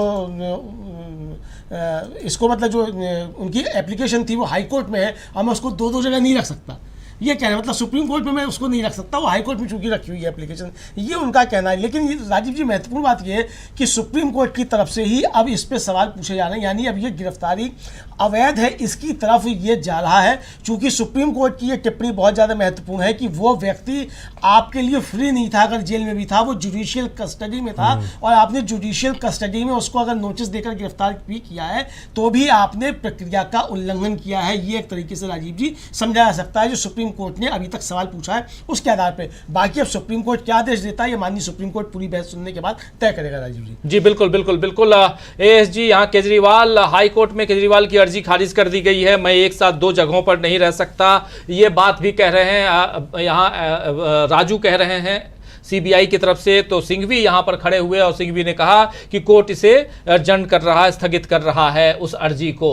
यानी हाई कोर्ट की बात हो रही है, अचानक हाई कोर्ट की बात ले आते हैं यहाँ राजू साहब, कभी वो लोअर कोर्ट चले जाते हैं और कभी सुप्रीम कोर्ट में आ जाते हैं। सुप्रीम कोर्ट में चूंकि सुनवाई चल ही रही है, 41A सीआरपीसी की धारा 41 और 41A, फिर BCDE ये सब की बात, और 41(2) की बात भी हो रही है। बहुत अपने आप में गंभीर जो आरोप है वो ये है सरकार के ऊपर, सीबीआई के ऊपर, कि बिना नोटिस के आपने गिरफ्तार कैसे कर लिया, आप नोटिस पहले क्यों नहीं दिए। और यहां पर एक सवाल और भी दागा गया अभियोजन पक्ष की तरफ से, और सबसे बड़ी बात यहां पर यही कि क्या सीबीआई को पहले से नोटिस नहीं देना चाहिए था। कोर्ट ने भी बोला कि अगर वो जुडिशियल कस्टडी में है तो आप क्या उम्मीद करते हैं कि वो आपको चिट्ठियां लिखे, आवेदन करे। वो जब जुडिशियल कस्टडी में है तो इसका मतलब है कि उसको हर काम के लिए जुडिशियली परमिशन लेना होगा, कोर्ट से परमिशन लेना होगा, खाना क्या है, पहनना क्या है और पढ़ना क्या है, ये सब परमिशन आप लेते हैं। आप याद कीजिए दवाई के लिए भी अरविंद केजरीवाल को परमिशन लेना पड़ता था, इंसुलिन का मामला भी आया था। तो वैसे में आप जब हर चीज के लिए वहां आप इस कस्टडी में परमिशन लेना पड़ता है तो आप कैसे उम्मीद करें कि हर चीज के लिए एक एक एप्लीकेशन लिख करके अरविंद केजरीवाल दे देते। ये साफ साफ यहां पर सुप्रीम कोर्ट ने पूछा। सुप्रीम कोर्ट की दलील जो है वो कहीं ना कहीं सीबीआई के खिलाफ जाती हुई नजर आ रही है समीर जी। जी बिल्कुल, और ये साफ दिखा रहा है कि जो गिरफ्तारी है, अब गिरफ्तारी को भी सुप्रीम कोर्ट भी अब ये मान रहा है, ऐसा लग रहा है अभी तक जिस तरह से वो सवाल सीबीआई के वकील से, एसजी से पूछ रहे हैं कि ये गिरफ्तारी कायदे से नहीं होनी चाहिए थी। गिरफ्तारी में जो प्रक्रिया अपनाई गई है वो वैधानिक प्रक्रिया नहीं है, और जो दलील दे रहे हैं कि कोर्ट के आदेश से हमने गिरफ्तार किया और वहाँ मौलिक अधिकार लागू नहीं होते, उस पर जो सुप्रीम कोर्ट के जजेस ये क्रॉस क्वेश्चन कर रहे हैं, इसका मतलब कि आप उसको बिना नोटिस के ही गिरफ्तार कर लेंगे, ये कौन सा नियम है। और अगर ऐसा है कि मौलिक अधिकार उससे प्रभावित नहीं हो रहे हैं तो आप उसको दिखाइए लाकर यहाँ। इसमें बिल्कुल सही अभी अमलेंदु जी कह रहे थे कि जिस तरह के अपने अरविंद केजरीवाल की गिरफ्तारी के लिए जो जाल बुना सीबीआई ने, और अब उसी को वो सुप्रीम कोर्ट में तर्क दे रही है कि हमने एक बहुत बड़ी बात यहां पे आ रही है, जरा वो आपके सामने रखना चाहता हूं। यहां पर साफ साफ गिरफ्तारी की बात आई है और कह रहे हैं यहां एडिशनल सॉलिसिटर जनरल की गिरफ्तारी यहां बुरी बात नहीं है, अवैध नहीं है, गिरफ्तारी अवैध नहीं है, भले ही धारा 41A लागू हो या नहीं हो। ये यहां कहा जा रहा है एएसजी की तरफ से कि गिरफ्तारी जो है वो अवैध नहीं है, और वो उससे भले ही इसमें धारा सीआरपीसी की धारा 41A लागू हो या नहीं हो। अब केजरीवाल के पक्ष में वो 2 अंतरिम जमानत आदेश भी हैं, 2 अंतरिम जमानत केजरीवाल के पक्ष में है। तो यहां जस्टिस भुइया कह रहे हैं कि वो केवल चुनाव के समय था, तो एएसजी कह रहे हैं और दूसरे में गिरफ्तारी को बरकरार रखा गया है। इस पर सिंघवी खड़े होते हैं, कहते हैं बिल्कुल गलत बयान दे रहे हैं आप मिस्टर राजू, यहां गिरफ्तारी की आवश्यकता को बरकरार नहीं रखा गया है, अन्यथा अंतरिम जमानत कैसे दे दी गई। अंतरिम जमानत अगर वो बरकरार रखी जाती, गिरफ्तारी की जरूरत को बरकरार रखी जाती, आवश्यकता को बरकरार माना जाता, तो अंतरिम जमानत क्यों मिलती यहां पर अरविंद केजरीवाल को। तो एक बहुत बड़ी बात जी, आपको याद होगा कि जब अंतरिम जमानत पे बातचीत हो रही थी तो सुप्रीम कोर्ट जैसे ही बैठा था, जस्टिस संजीव खन्ना ने सबसे पहले यही कहा था, ईडी से यही पूछा था कि हम जा रहे हैं, आप बताइए आपको इस पर क्या कहना है। ये हम देने जा रहे हैं। यानी उन्होंने पूछा ही नहीं कि आपको इस पर क्या करना है क्या नहीं करना, आप अपना पक्ष रख दीजिए, हम देने जा रहे हैं, ये साफ तौर पर कहा गया। और जब अंतिम जमानत दी गई तब ये कहना था, चूंकि ये बहुत गंभीर मसला है, वो एक राज्य का मुख्यमंत्री है, पार्टी का अध्यक्ष है और चुनाव है, इसलिए उसको भाग नहीं जाएगा। ये सारी बातें उस अदालत में, उस आदेश में कही गई हैं। और जो बाद में जो फुल जमानत दी गई है, पूरी जमानत दी गई है, उसमें तो बहुत ही स्पष्ट कर दिया गया है किस तरीके से कि यह अवैध गिरफ्तारी अवैध है, इसको इस तरीके से निर्धारित किया गया और फिर बड़ी बेंच को उसको भेज दिया गया राजीव जी, क्योंकि इसमें बहुत सारे और भी संवैधानिक पहलू थे। इसलिए तो इसीलिए अभिषेक मनु सिंह भी उठ करके खड़े हुए और उन्होंने टोका कि ये आप गलत बयानी कर रहे हैं। जो सही बात है वो ये, यानी राजीव जी की सुप्रीम कोर्ट में खड़े होकर सुप्रीम कोर्ट के आदेशों की किस तरीके से गलत व्याख्या की जा सकती है, ये मुझे लगता है कि सरकार के वकीलों से सीखना चाहिए। जी जी बिल्कुल बिल्कुल, लेकिन यहाँ पर साम दाम दंड भेद सबका इस्तेमाल किया जा रहा है, वो साफ दिखाई दे रहा है। और मामला जो है वो अरविंद केजरीवाल की गिरफ्तारी के खिलाफ और यहाँ जमानत याचिका पर सुनवाई चल रही है सुप्रीम कोर्ट में। सुबह से आज लगातार सुप्रीम कोर्ट में 2 जजों की बेंच सुनवाई कर रही है, जस्टिस सूर्यकांत और जस्टिस उज्जवल भुइया। और इन दोनों जजों की बेंच जो बात कर रही है वो बहुत महत्वपूर्ण है। और यहाँ पर कहीं ना कहीं हम समझने की कोशिश कर रहे हैं कि दलीलों के तहत जा क्या रहा है, हो क्या रहा है, ये केस किस दिशा में जा रहा है और क्या अरविंद केजरीवाल को जमानत मिलेगी। अभी तक जो कुछ दिखाई दे रहा है उसमें साफ साफ अरविंद केजरीवाल का पक्ष बहुत मजबूत दिखाई दे रहा है। और यहां से जो दलीलें अरविंद केजरीवाल की तरफ से दी गई हैं, जिसमें मनीष सिसोदिया का केस भी आया, जिसमें के कविता का मामला भी आया, जिसमें संजय सिंह का मामला भी आया, ऐसे तमाम मामले आए हैं जिसका जिक्र यहां पर किया गया है। और क्या इसके आगे अब अरविंद केजरीवाल को जमानत मिलेगी, क्योंकि दोनों जजों की बेंच सुन रही है अभी एएसजी को। एएसजी अपनी बात रख रहे हैं, एडिशनल सॉलिसिटर जनरल यहां एसवी राजू अपनी बात रख रहे हैं और उसमें उन्होंने साफ साफ कहा। और बहुत सारी अभी तक जितनी दलीलें दी गई हैं, अगर सामान्य तौर पर एक लेमैन की तरह भी देखा जाए तो कहीं ना कहीं सीबीआई, यहां पर सीबीआई के पास में कोई दलील दिखाई नहीं दे रही है, बस गिरफ्तार करना था, उसने गिरफ्तार कर लिया है। और उसके बाद अब सुप्रीम कोर्ट में उनकी ये गिरफ्तारी ध्वस्त हो रही है, ये दिख रहा है। अभी तक के जो बयान चल रहे हैं, जो बातें चल रही हैं, जो दलीलें दी जा रही हैं, उस आधार पे एक छोटा सा कमेंट जल्दी से समीर जी आपसे, और फिर आता हूं अमलेंदु उपाध्याय जी के पास में, अमलेंदु जी के पास। तब तक कोर्ट रूम में जो कुछ चल रहा है, कुछ और चीजें उनके पास आएंगी, वो भी हम समझेंगे। शब्दशाह जो कुछ कोर्ट रूम में चल रहा है वो हम आप तक पहुंचा रहे हैं इस बिग ब्रेकिंग के जरिए। और अरविंद केजरीवाल का केस इंपॉर्टेंट इसलिए है दोस्तों, क्योंकि इस केस के जरिए आप ये समझ पाएंगे कि देश की जो न्याय व्यवस्था है और जांच एजेंसियां, क्या कुछ चल रहा है, न्याय व्यवस्था कहां है और देश की जांच एजेंसियां कैसे लोगों को फंसाती हैं, उसका एक नमूना यहां पर इस केस के जरिए आप तक समझ में आएगा। आप तक हम पहुंचाने की कोशिश कर रहे हैं।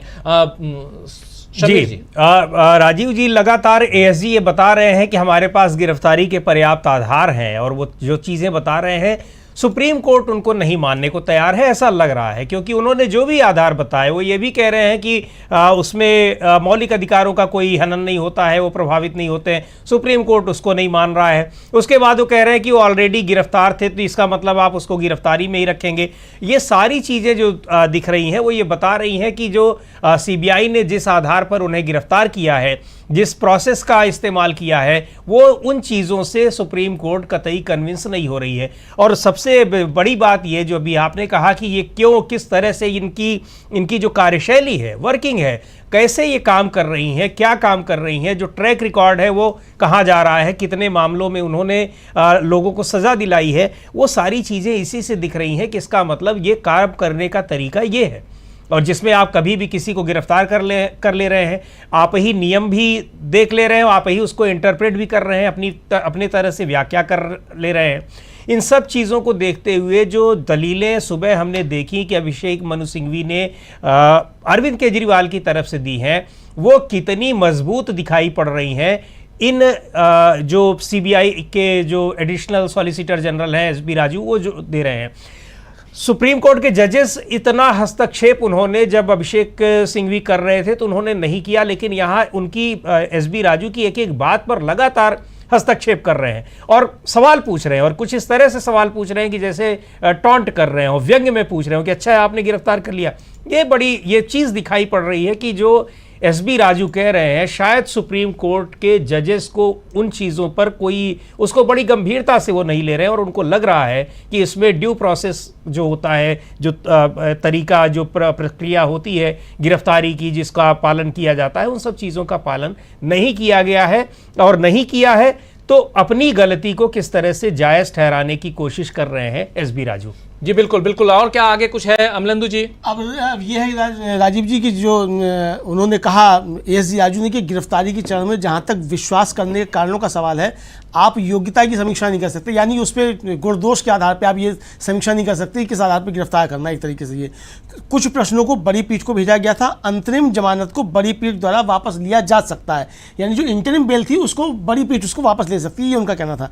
तो इस पर जस्टिस सूर्यकांत ने कहा कि अच्छा इस बिंदु पर भी अंतिम जमानत दी गई थी, यानी एक तरीके से जो समीर जी कह रहे हैं मतलब उन्होंने व्यंग्यात्मक लहजे तो उसमें कहा। तो इस पर एसजी राजू ने कहा कि हाँ, तो फिर जस्टिस सूर्यकांत ने कहा कि 2 न्यायाधीशों की पीठ ने उन्हें अंतरिम जमानत दी है, लेकिन राहत के विस्तार को बड़ी पीठ पर छोड़ दिया है। इस पर एसजी राजू बोले बिल्कुल सही। फिर उन्होंने कहा कि अंतिम जमानत के बावजूद अदालत ने कहा कि तथ्यों को फिर से पेश करना होगा। तो जस्टिस भैया ने कहा कि आपके द्वारा ये आपको साबित करना है, यानी ये आपको साबित करना है तथ्यों के आधार पे। फिर जस्टिस भैया ने कहा कि इस मामले को बड़ी पीठ को भेजा गया था, यदि कोई नियमित जमानत के लिए आवेदन लंबित है तो उसे अपने गुणदोष के आधार पर तय करना होगा।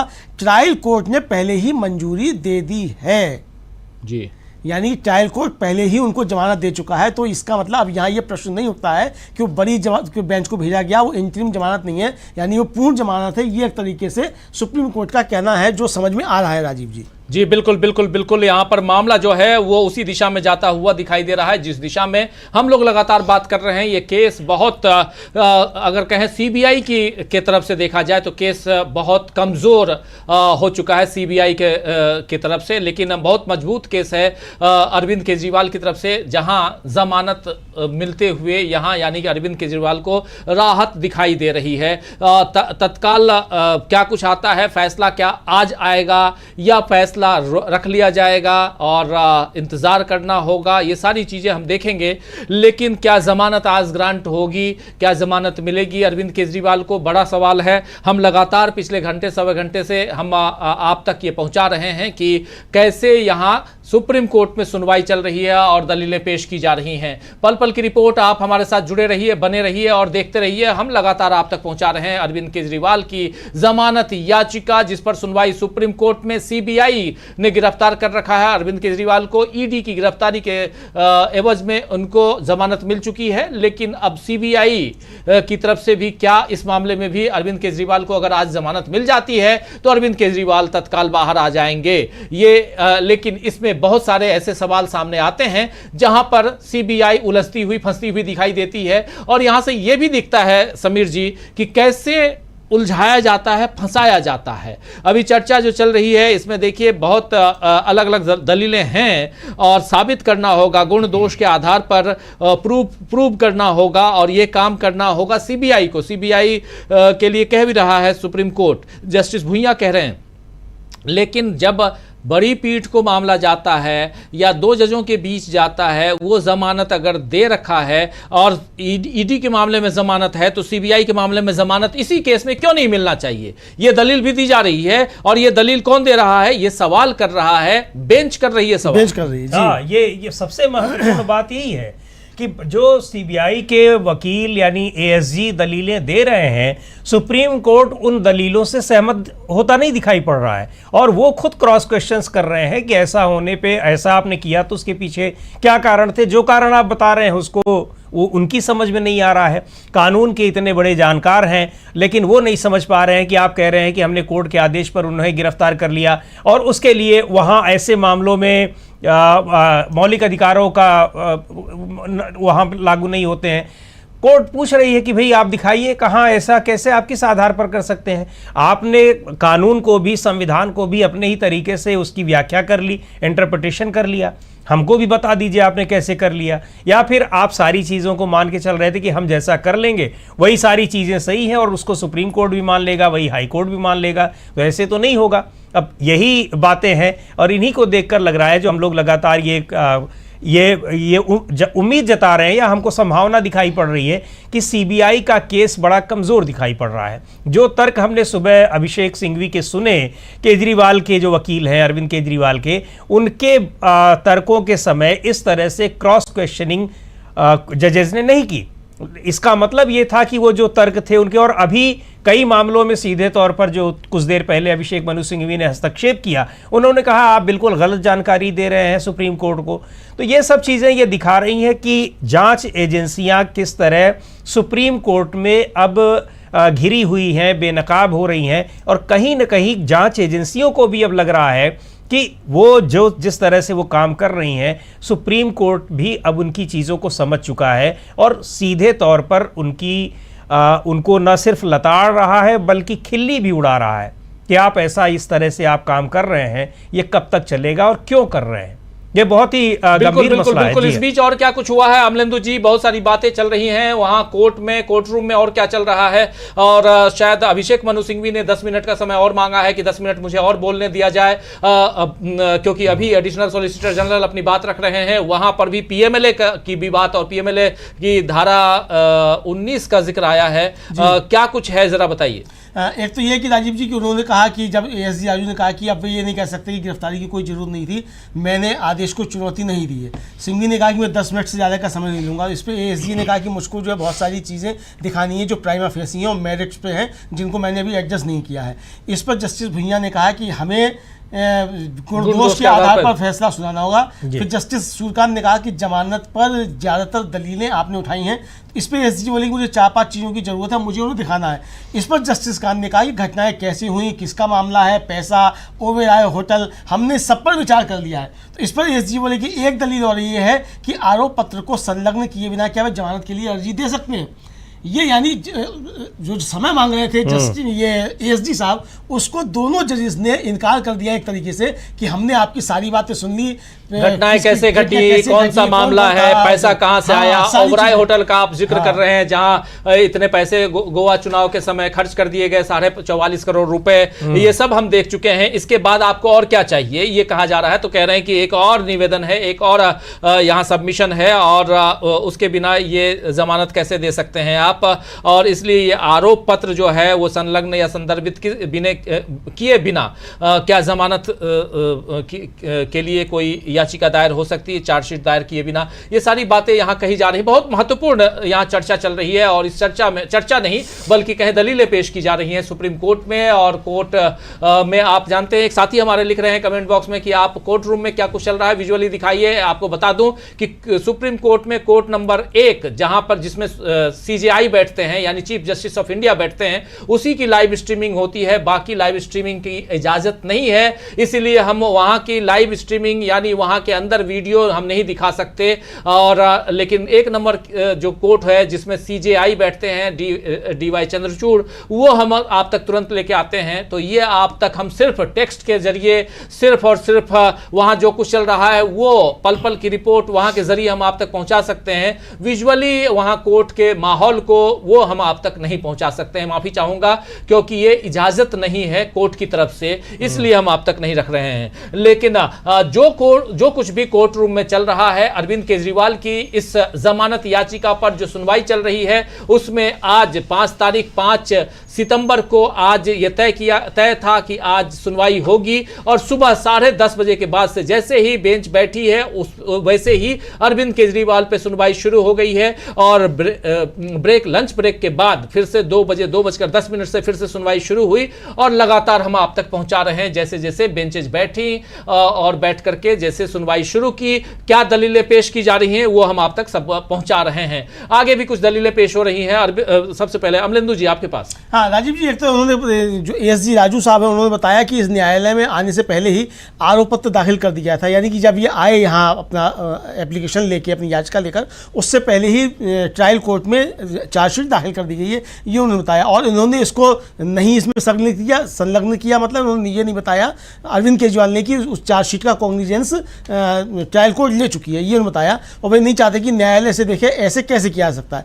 फिर एएसजी राजू ने कहा कि इस आधार पर कि उन्होंने आरोप पत्र के कागजात पेश नहीं किए, ये इस आवेदन को खारिज कर दिया चाहिए, यानी कि अरविंद केजरीवाल की याचिका जो है उसको खारिज कर दिया जाना चाहिए। और उस सामग्री के बिना क्या वे कह सकते हैं कि उन्हें जमानत दे दी जाए, ये उन्होंने कहा। फिर उन्होंने कहा कि एएसजी राजू ने कहा कि उन्हें बताया गया है कि न्यायालय ने भी आरोप पत्र का संज्ञान लिया है, इसलिए प्रथम दृष्टया मामला बनता है। उच्च न्यायालय को गुणदोष के आधार पर विचार करने का अवसर नहीं दिया गया। अगर जमानत दी जाती है तो यह उच्च न्यायालय के यानी हाई कोर्ट का मनोबल गिराने वाला होगा। इस पर जस्टिस भुइयां ने टोका और कहा कि ऐसा मत कहिए कि यह हाई कोर्ट का मनोबल गिराने वाला होगा। हाँ, यानी कैसे मनोबल गिराने वाला होगा, सवाल करते हैं वो। हाँ, ये सवाल करते हैं। इसका मतलब राजीव जी आप समझ सकते हैं कि सुप्रीम कोर्ट अब किस दिशा में बढ़ रहा है और एसजी राजू साहब क्या समझ रहे हैं कि ये कोर्ट किस तरफ आदेश देने जा रहा है, क्योंकि अब उनको ये सहारा लेना पड़ रहा है कि साहब इससे हाई कोर्ट डिमोरलाइज हो जाएगा। वही बात आ गई ना, आई कांट, अभी जो थोड़ी देर पहले मैं कह रहा था, जो पहले भी कह चुके हैं, आई एम टोटली हैंडीकैप्ड। अभी आज वो आई एम टोटली हैंडीकैप्ड न कह के कह रहे हैं कि अब इससे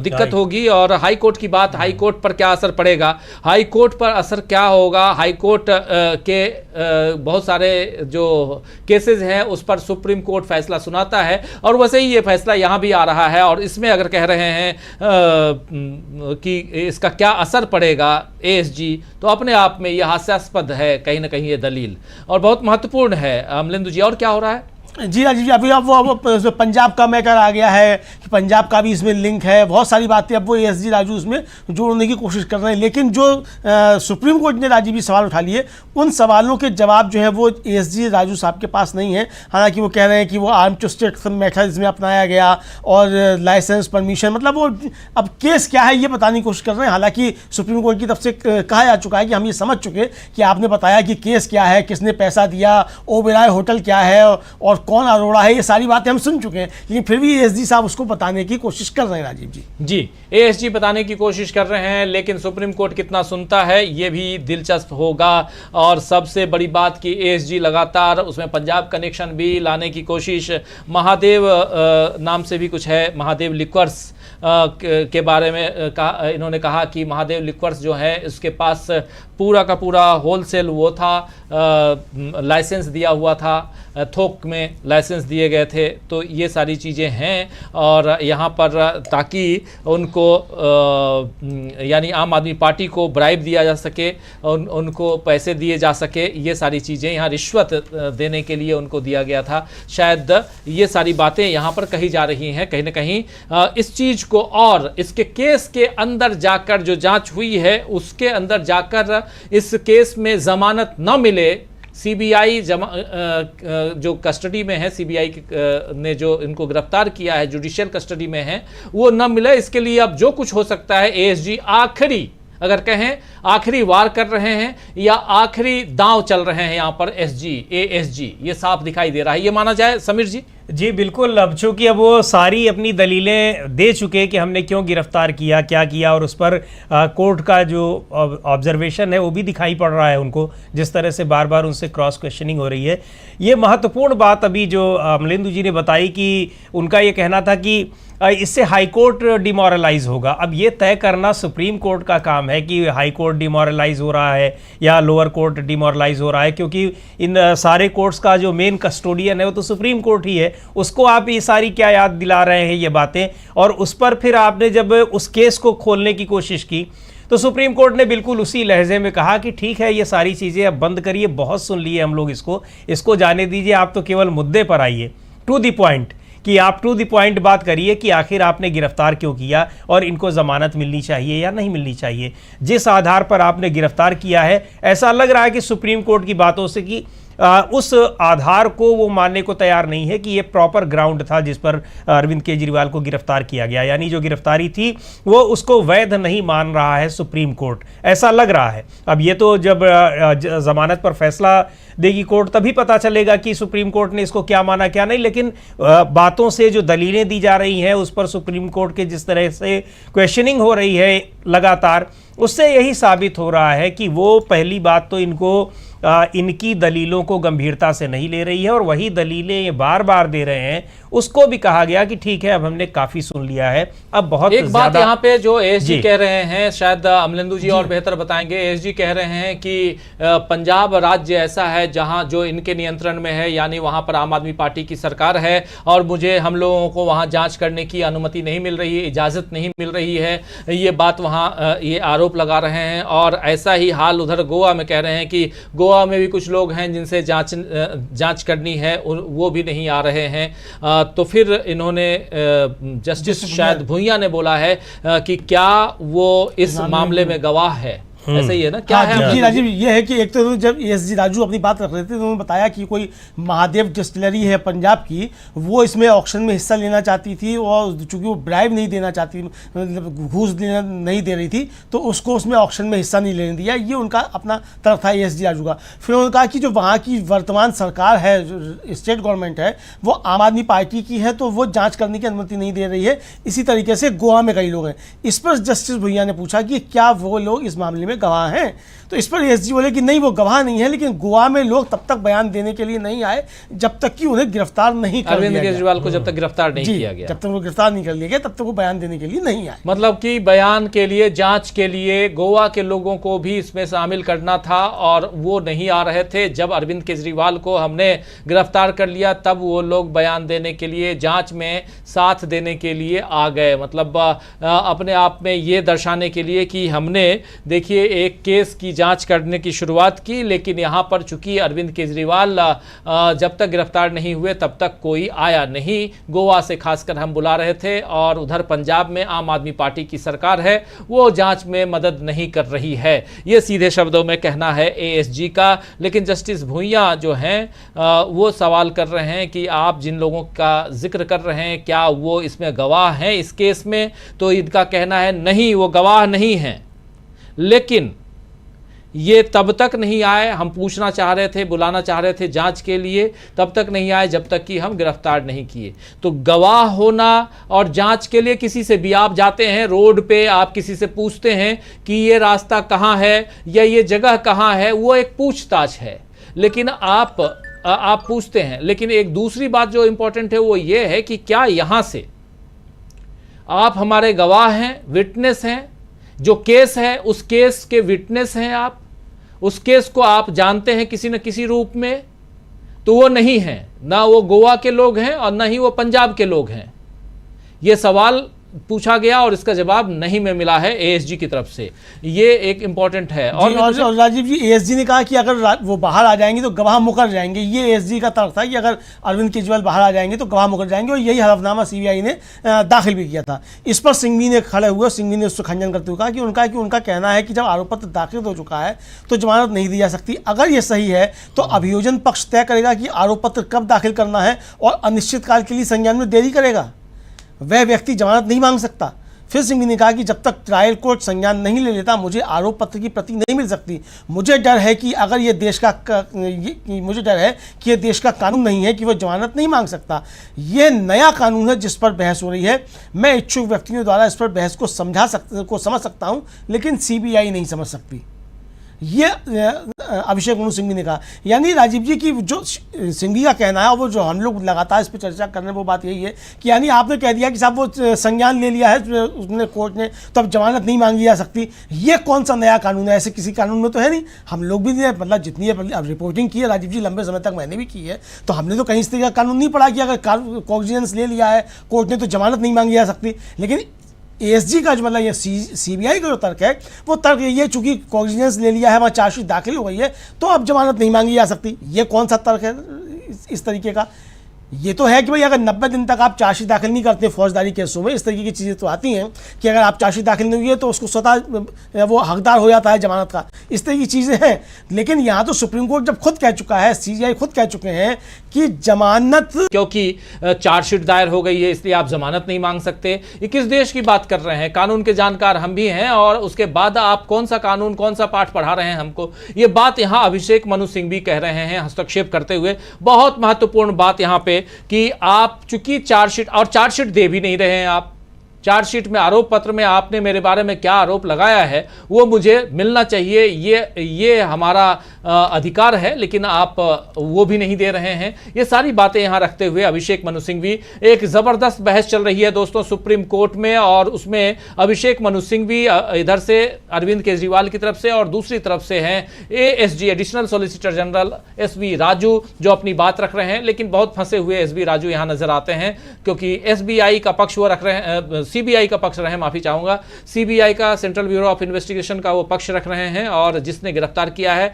अरविंद केजरीवाल को पहले गिरफ्तार ईडी ने किया था और ईडी के बाद एनफोर्समेंट डायरेक्टरेट जिसे कहते हैं वहां जमानत मिल चुकी है अरविंद केजरीवाल को, तुरंत इन्होंने गिरफ्तार कर लिया सीबीआई ने। और सीबीआई की गिरफ्तारी से जमानत के लिए जो याचिका लगी है उस याचिका के विरोध में, यानी इन्हें जमानत न दी जाए, उस पर सीबीआई की तरफ से एडिशनल सॉलिसिटर जनरल जो हैं वो एसबी राजू वो अपनी बात रख रहे हैं और दलीलों में फंसे हुए नजर आ रहे हैं। जो ये आखिरी में जो अभी सिंघवी साहब ने जो कहा है वो बहुत इंपॉर्टेंट है, वो बहुत महत्वपूर्ण है राजीव जी। एक तो ये कहा कि सिंघवी साहब ने कहा कि भाई ये जो बता रहे हैं महादेव का, केजरीवाल की बात तो छोड़िए, उसका मनीष सिसोदिया से भी उन्होंने कोई संबंध नहीं बताया है, केजरीवाल की तो आप बात ही छोड़ दीजिए। फिर उन्होंने कहा कि जो धारा 41 और 41 से है, मोटे समय पर एक ही साथ आए हैं, 41 से श्रेणियों तक सीमित नहीं है और 41 का पहला कदम ये है, मतलब उसका पहला जो चरण है वो यही है कि जिसके बिना आप 7 साल या 7 साल से कम की सजा वाले अपराध के लिए गिरफ्तार नहीं कर सकते। वो कह रहे हैं कि आश्चर्य है कि सीबीआई द्वारा 1952 के जो फैसला है उसको उद्धृत किया गया, वो सीआरपीसी में नहीं था और उसको यहाँ उद्धृत किया जा रहा है। फिर सिंघवी ने कहा कि उन्होंने केवल 2 दस्तावेज दाखिल किए हैं, खंड बी, खंड सी और खंड डी, जिनका कोई संदर्भ नहीं है। यानी संदर्भों से हटकर राजीव जी कानून भी सुप्रीम कोर्ट को बताए जा रहे हैं कि कानून क्या है, यानी कि जो सुप्रीम कोर्ट खुद कानून की व्याख्या करता है, सरकार की तरफ से या सीबीआई की तरफ से सुप्रीम कोर्ट को ही कानून का पाठ पढ़ाया जा रहा है। क्या सिंघवी साहब ये कहना चाहते हैं राजीव जी? मुझे लगता है कि शायद सिंघवी साहब यही कहना चाहते हैं कि योर ऑनर, आप देखिए कि आपको ही कानून का पाठ पढ़ाया जा रहा है कि कानून क्या है ये बताइए, और जबकि इसका कहीं से कहीं तक कोई संबंध नहीं है और ये इन्होंने बताया भी नहीं है कि ये कानून में कहीं कुछ है कि नहीं है। जी जी बिल्कुल, कानून में है क्या और क्या ये नया कानून है जिसमें अगर आरोप पत्र दाखिल कर दिया गया है जिसकी कॉपी मुझे नहीं मिल रही है, यानी चार्जशीट आपने लोअर कोर्ट को दिया, कॉपी मुझे नहीं दे रहे हैं, लेकिन आप कह रहे हैं कि चूंकि आरोप पत्र ऑलरेडी दे दिया गया है इसलिए आप जमानत नहीं मांग सकते। ये कौन सी दलील है और कौन सा कानून है? ये सवाल यहां अभिषेक मनु सिंघवी पूछ रहे हैं। समीर जी, सवाल बहुत बड़ा है, वाजिब सवाल है। जी बिल्कुल, लगातार ये सवाल पूछ रहे हैं और ये कह रहे हैं कि क्या आपने जो गिरफ्तार किया है उसके आधार बताए हैं। और यही सवाल अब ये जो अभी अभिषेक सिंघवी ने पूछे हैं, इसी तरह की क्वेश्चनिंग जजेस ने भी की है इनका एसबी राजू से, जो एडिशनल सॉलिसिटर जनरल है। कुल मिलाकर ये बिल्कुल साफ दिखाई पड़ रहा है कि जिस तरह से गिरफ्तारी की है सीबीआई ने ईडी के मामले में जमानत मिलने के बाद अरविंद केजरीवाल की, उसके तर्क नहीं बता पा रही है, सीबीआई के वकील नहीं बता पा रहे हैं। निश्चित तौर पर ये इसका मतलब कि जो तमाम ग्राउंड्स होते हैं, प्रोसीजर होता है, उन सब का वायलेशन किया गया है और उसी चीज़ को बार बार घुमाने की कोशिश कर रहे हैं। लेकिन सुप्रीम कोर्ट को भी ये लग गया, ये पता चल गया कि इस मामले में बहुत ज़्यादा ये अब घुमा रहे हैं, उनको रोक दिया गया। कहा कि आप सीधे आप अब इन चीज़ों पर आइए, जो टू दी पॉइंट बात करिए कि आपने जो गिरफ्तारी कैसे की, क्यों की, और क्या आप ये कह रहे हैं कि अगर वो पहले से ही गिरफ्तार है तो आप अगर उसको गिरफ्तार करेंगे तो क्या नोटिस नहीं देंगे। ये तमाम सवाल ये पूछे जा रहे हैं जो कि है बहुत ही सामान्य क्वेश्चंस, लेकिन चूंकि सीबीआई ने उस तरह के से गिरफ्तारी ही की है कि इस पर इतनी ज़्यादा बहस हो रही है, वहाँ दलीलें दी जा रही हैं। लेकिन अब जब सीबीआई के वकील का दलील देने का नंबर आया तो उनके पास दलीलें बहुत ही कमज़ोर दिख रही हैं। इससे ये पता भी चल रहा है कि सीबीआई ने जिस आधार पर गिरफ्तारी की है अरविंद केजरीवाल की, वो बहुत आधार कमज़ोर दिखाई पड़ रहे हैं और वो बहुत मुश्किल है कि अरविंद केजरीवाल की ज़मानत को वो न दिलवा पाए। यानी ये जो सीबीआई की दलीलें हैं वहाँ लग रहा है कि अब, और उस पर जिस तरह से सवाल पूछ रहे हैं सुप्रीम कोर्ट के जजेस, वो उससे बहुत मजबूत दलीलें वो दिख नहीं रही हैं। जी बिल्कुल बिल्कुल, मजबूत दलीलें नहीं दिख रही हैं। अब अभिषेक मनु सिंघवी ने जो 10 मिनट का समय मांगा था, अभिषेक मनु सिंघवी अपनी बात रख रहे हैं, दलील रख रहे हैं और बहुत बिल्कुल कहते हैं ना कि बखिया उधेड़ देना, वो उधेड़ने की कोशिश कर रहे हैं। यहाँ पर साफ साफ अभिषेक मनु सिंघवी बहुत सारे सवाल दाग रहे हैं, जिसमें 41 की बात कर रहे हैं, सेक्शन 41 और 41 अगर है तो 41A उनका कहना है कि 41A तब आया जब 41 आया, और आप 41A का जिक्र करें और 41 का जिक्र ना करें तो ये कैसे हो सकता है। ये सवाल भी है। सवाल ये भी है कि जब गिरफ्तारी हुई है सीबीआई ने जिस केस में सिर्फ 2 पेज मेमो जो है, पेज। अरेस्ट मेमो सिर्फ 2 पेज का है। सिंघवी साहब कह रहे हैं कि जो गिरफ्तारी के समय सीबीआई का जो है मेमो वो सिर्फ 2 पेज का है, और क्या आरोपी को गिरफ्तारी के आधार पर बताए गए हैं। तो ये कहा गया कि हाँ वह सहयोग नहीं कर रहा है और सही तथ्य छिपा रहा है। फिर सिंघवी ने कहा कि कृपया इसे BCD में से किसी भी तरह जोड़ने का प्रयास करें। गिरफ्तारी के बाद एक और आवेदन है जिसमें कहा गया है कि वह असहयोगी और टाल मटोल करने वाला रहा, यानी कि सीबीआई कह रही है कि उसने कोई सहयोग नहीं किया और वो गिरफ्तारी टालने वाला है। फिर सिंघवी कह रहे हैं कि सीबीआई CRPC को छोड़कर हर चीज़ से ग्रस्त है। उनका कहना है कि जब व्यक्ति हिरासत में होता है तो धारा 41A की आवश्यकता नहीं होती है, वैकल्पिक रूप से अदालत के माध्यम से धारा 41A को माना जाता है। यानी जो आपने बात कही राजीव जी कि भाई जब 41A की आप जिक्र कर रहे हैं तो 41A तभी आती है जब 41 आई है। बिल्कुल, तो जब 41 पे आप बात नहीं करेंगे और 41A पे आप सीधे आ जाएंगे तो ये बात नहीं हो सकती। बिल्कुल बिल्कुल 41A की बात करेंगे तब ना, जबकि 41 की बात करेंगे। और यहाँ अभिषेक मनु सिंघवी और भी सारी बातें रख रहे हैं, बहुत महत्वपूर्ण बातें चल रही हैं। यहाँ सिर्फ 2 पेज का जिक्र उन्होंने किया था कि गिरफ्तार करते वक्त सीबीआई का जो केस है वो कुल 2 पेज का है, और केस नंबर 1 जो अरेस्ट मेमो है वो उसका जिक्र यहाँ पर कर रहे हैं अभिषेक मनु सिंघवी, और कह रहे हैं कि इसे किसी भी तरह से B, C और D से जोड़ने का प्रयास करें, इसको जोड़ने की कोशिश करें। और गिरफ्तारी के बाद एक और आवेदन दिया जाता है उसके बाद, जिसमें कहा गया है कि वो सहयोग नहीं कर रहा है, टाल मटोल कर रहा था। ये जैसा अभी अमलेंदु जी बता भी रहे थे, ये अभिषेक मनु सिंघवी रख रहे हैं अपनी बात। और CRPC को छोड़कर हर चीज में उलझी है सीबीआई। उनका कहना है कि जब व्यक्ति हिरासत में है तो धारा 41A की आवश्यकता नहीं है, वैकल्पिक रूप से अदालत के माध्यम से धारा 41A मानी जाती है। ये बिल्कुल आप 7 साल के लिए किसी को 7 साल की सजा के मामले में गिरफ्तार करते हैं, यानी जो केस बनता है वो केस में 7 साल की सजा हो सकती है, और उसमें अगर आप गिरफ्तार कर रहे हैं तो यहां पर कहीं ना कहीं 41A और 41 का जिक्र आएगा ही आएगा। लेकिन क्या वो, और उसके अलावा क्या आपने नोटिस दिया, क्या आपने चार्जशीट क्यों नहीं दी अभी तक जो अभियुक्त है उसको, ये बहुत सारे सवाल उठाए जा रहे हैं। और यहाँ अब अभिषेक मनु सिंघवी ने जो अपनी दलील दी थी, जी उसमें एक और बहुत महत्वपूर्ण बात जुड़ी है राजीव जी, और जो कि सीबीआई की पूरी मंशा को स्पष्ट कर देती है। अभिषेक मनु सिंघवी ने कहा कि 24 तारीख को एक आवेदन पेश किया जाता है जिसमें कहा जाता है कि आपके मुवक्किल को मैं धारा 41A के तहत नोटिस दे रहा हूँ, ठीक है। फिर 25 तारीख को गिरफ्तारी आवेदन को वापस ले लेता है, सीबीआई वापस ले लेती है जो 24 तारीख को दिया, और फिर उसके बाद प्रोडक्शन वारंट के लिए मौके का अनुरोध करता है और इसे जेल अधिकारियों को भेज दिया जाता है।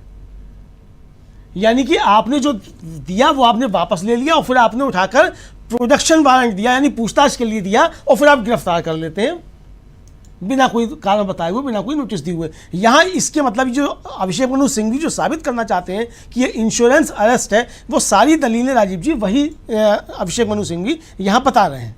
जी बिल्कुल बिल्कुल 24 तारीख को आवेदन दिया गया है जिसमें कहा गया है कि आपके जो मुवक्किल हैं, क्लाइंट हैं, उनको मैं सेक्शन 41A दे रहा हूं और उसके तहत गिरफ्तार कर रहा हूं, दे रहा हूं। और उसके बाद ये जो लेटर है, और उसके बाद 25 तारीख को वो गिरफ्तारी आवेदन छोड़ देता है, प्रोडक्शन वारंट के लिए मौखिक अनुरोध करता है, इसे जेल अधिकारी के पास भेजा जाता है। यानी ये जेल में आप बिना आवेदन के आप सीधे इनको गिरफ्तार कर लेते हैं। सबसे पहले मौखिक तौर पे आप कहते हैं कि मुझे पूछताछ करनी है, और उसके बाद आप गिरफ्तार कर लेते हैं, कहीं कोई लेटर नहीं है, कोई आवेदन नहीं है, यही है। और ये भी बता रहे हैं अभिषेक मनु सिंघवी कि इन्होंने प्रोडक्शन वारंट दिया और अदालत के सामने पेश किया गया। उसके बाद गिरफ्तारी वारंट के विपरीत देखिए अदालत ने क्या रिकॉर्ड किया, फिर वो बताते हैं कि उनका कहना है कि सीबीआई ने केवल प्रोडक्शन वारंट के लिए मौखिक अनुरोध किया है। अदालत ये कह रही है, अभिषेक मनु सिंघवी बता रहे हैं, कोई गिरफ्तारी नहीं।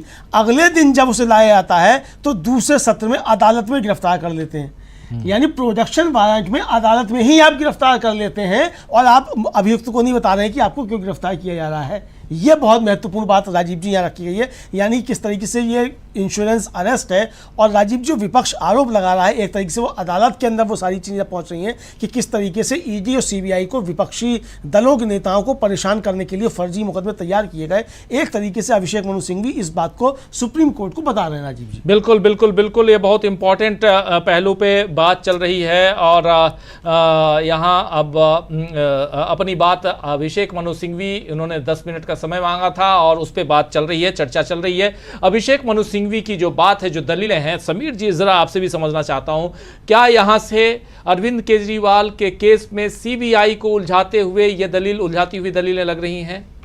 निश्चित तौर पर उलझाती हुई, और सीबीआई खुद ही उलझ रही है जिस तरह से उसने दलीलें दी हैं, जिस तरह से उसने गिरफ्तारी की है, और अब सुप्रीम कोर्ट में भी जिस तरह से वो अपनी गिरफ्तारी को जायज़ ठहराने की कोशिश कर रही है।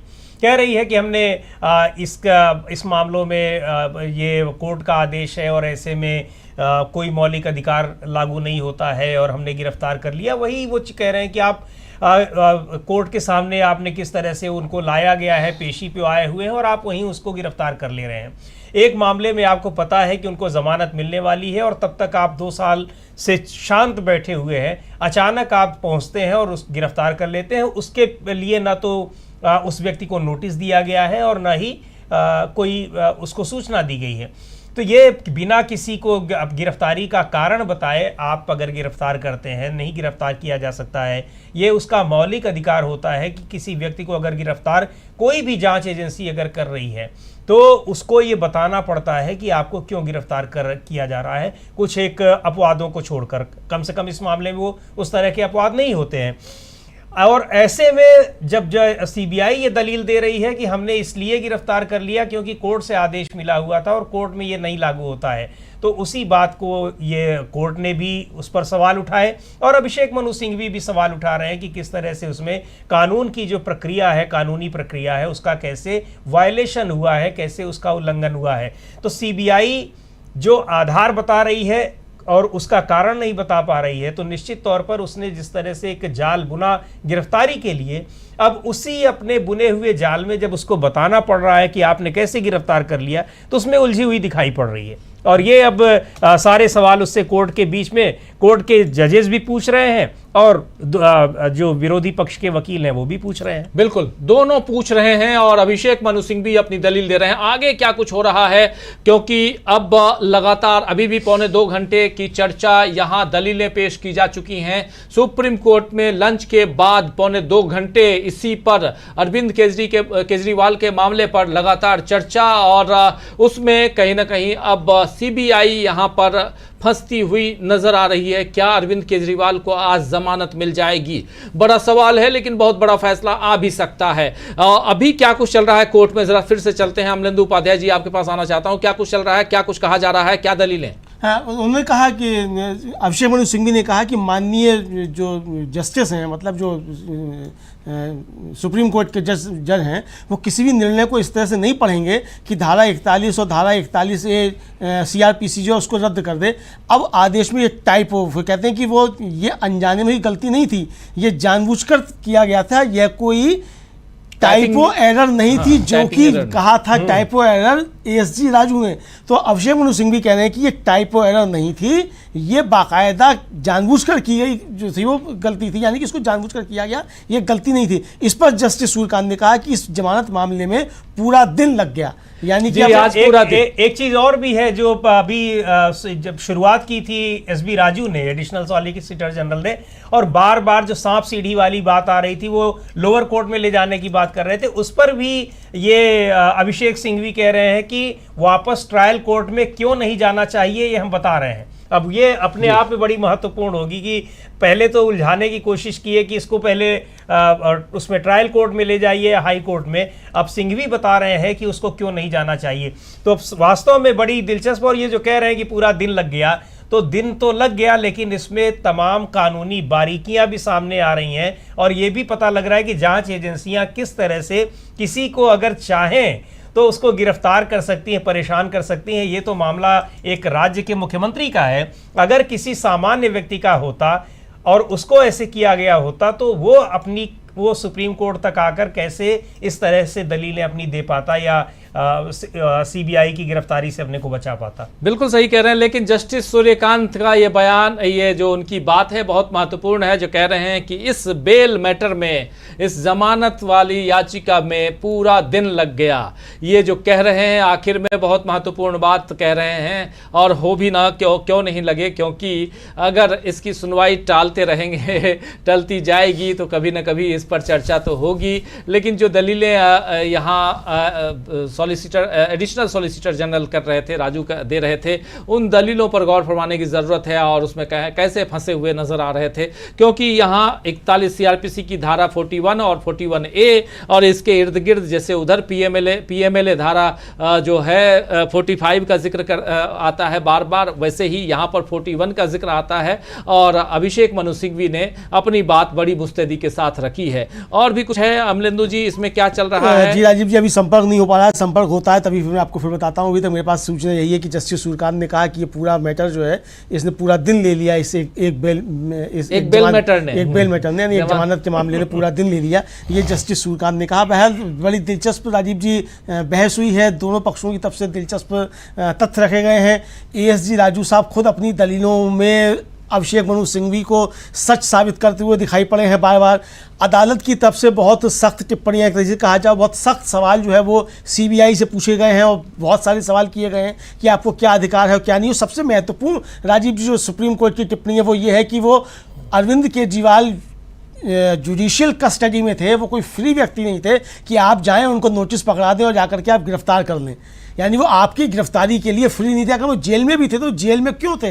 जेल में इसलिए थे चूंकि वो जुडिशियल कस्टडी में, जेल में नहीं है, यानी सजा याफ्ता नहीं है, वो जुडिशियल कस्टडी में है। और चूंकि जुडिशियल कस्टडी में तो उसकी एक प्रक्रिया है कि उनको जेल में रखा जाना है जुडिशियल कस्टडी के तहत, तो जुडिशियल कस्टडी में है, वो जेल में नहीं है। ये एक तरीके से जो तकनीकी पक्ष है वो सीबीआई के वकील साहब जो एएसजी राजू साहब है उनको समझाने का, यानी कि सरकार को समझाने का प्रयास जो है वो सुप्रीम कोर्ट की तरफ से किया गया कि अगर कोई व्यक्ति जुडिशियल कस्टडी में जेल में है तो वो आपका मेहमान नहीं है कि आप तब जब चाहें तब उसे उठा करके दूसरे मामले में भी गिरफ्तार कर लें। आपको अदालत से इजाज़त लेनी होगी। और अभिषेक मनु सिंघवी ने बताया कि ये अदालत में जाकर के पहले कहते हैं कि गिरफ्तार करना है, फिर उसको वापस लेते हैं, फिर कहते हैं प्रोडक्शन वारंट है, जेल को बता देते हैं प्रोडक्शन वारंट पे अदालत में पेश करते हैं और फिर दोपहर के बाद आप सेकंड हाफ में जो है जाकर के अदालत में ही गिरफ्तार कर लेते हैं बिना ये सूचना दिए हुए कि आप गिरफ्तार क्यों कर रहे हैं। यानी कि किस तरीके से पूरा मामला जो है राजीव जी वो पॉलिटिकली मेलाफाइड एक तरीके से कहा जा सकता है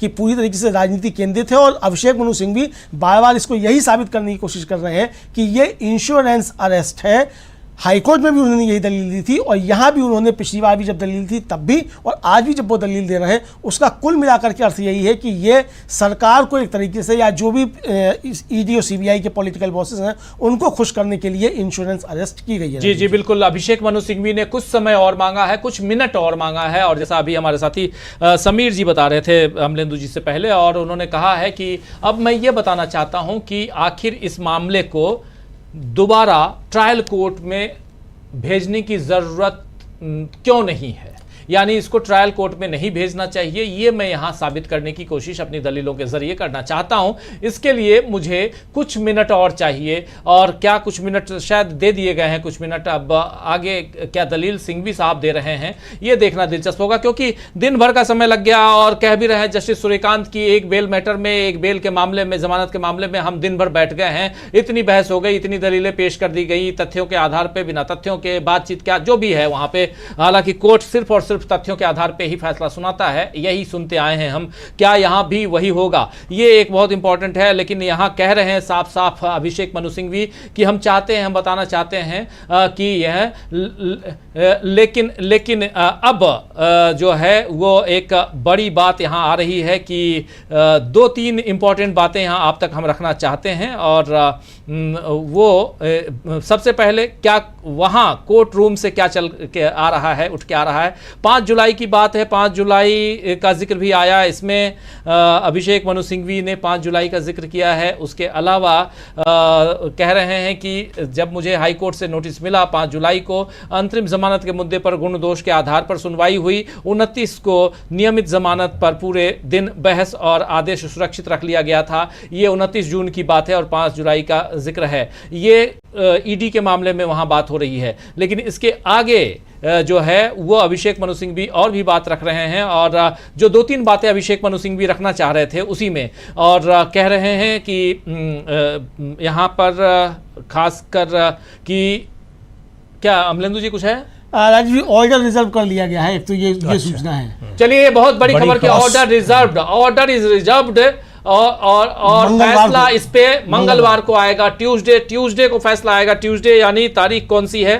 ट्यूसडे को फैसला आएगा। ये तारीख है ट्यूसडे 10 तारीख को फैसला आएगा। 10 सितंबर को इस पर फैसला सुनाया जाएगा। अरविंद केजरीवाल के मामले में एक बड़ी सूचना आप तक हम पहुंचा रहे हैं, बड़ी खबर पहुंचा रहे हैं, बिग ब्रेकिंग कि अरविंद केजरीवाल के मामले में लगातार चर्चा होती रही, लगातार बहसें चलती रही और इसके बाद यहां कहा जा रहा है कि यहां चाहे अरविंद केजरीवाल की तरफ से अभिषेक मनु सिंघवी हो या इधर एएसजी हो, इन दोनों ने अपनी अपनी बातें रखी। अब ये फैसला सुनाने की घड़ी है और ये फैसला अब 10 तारीख को सुनाया जाएगा।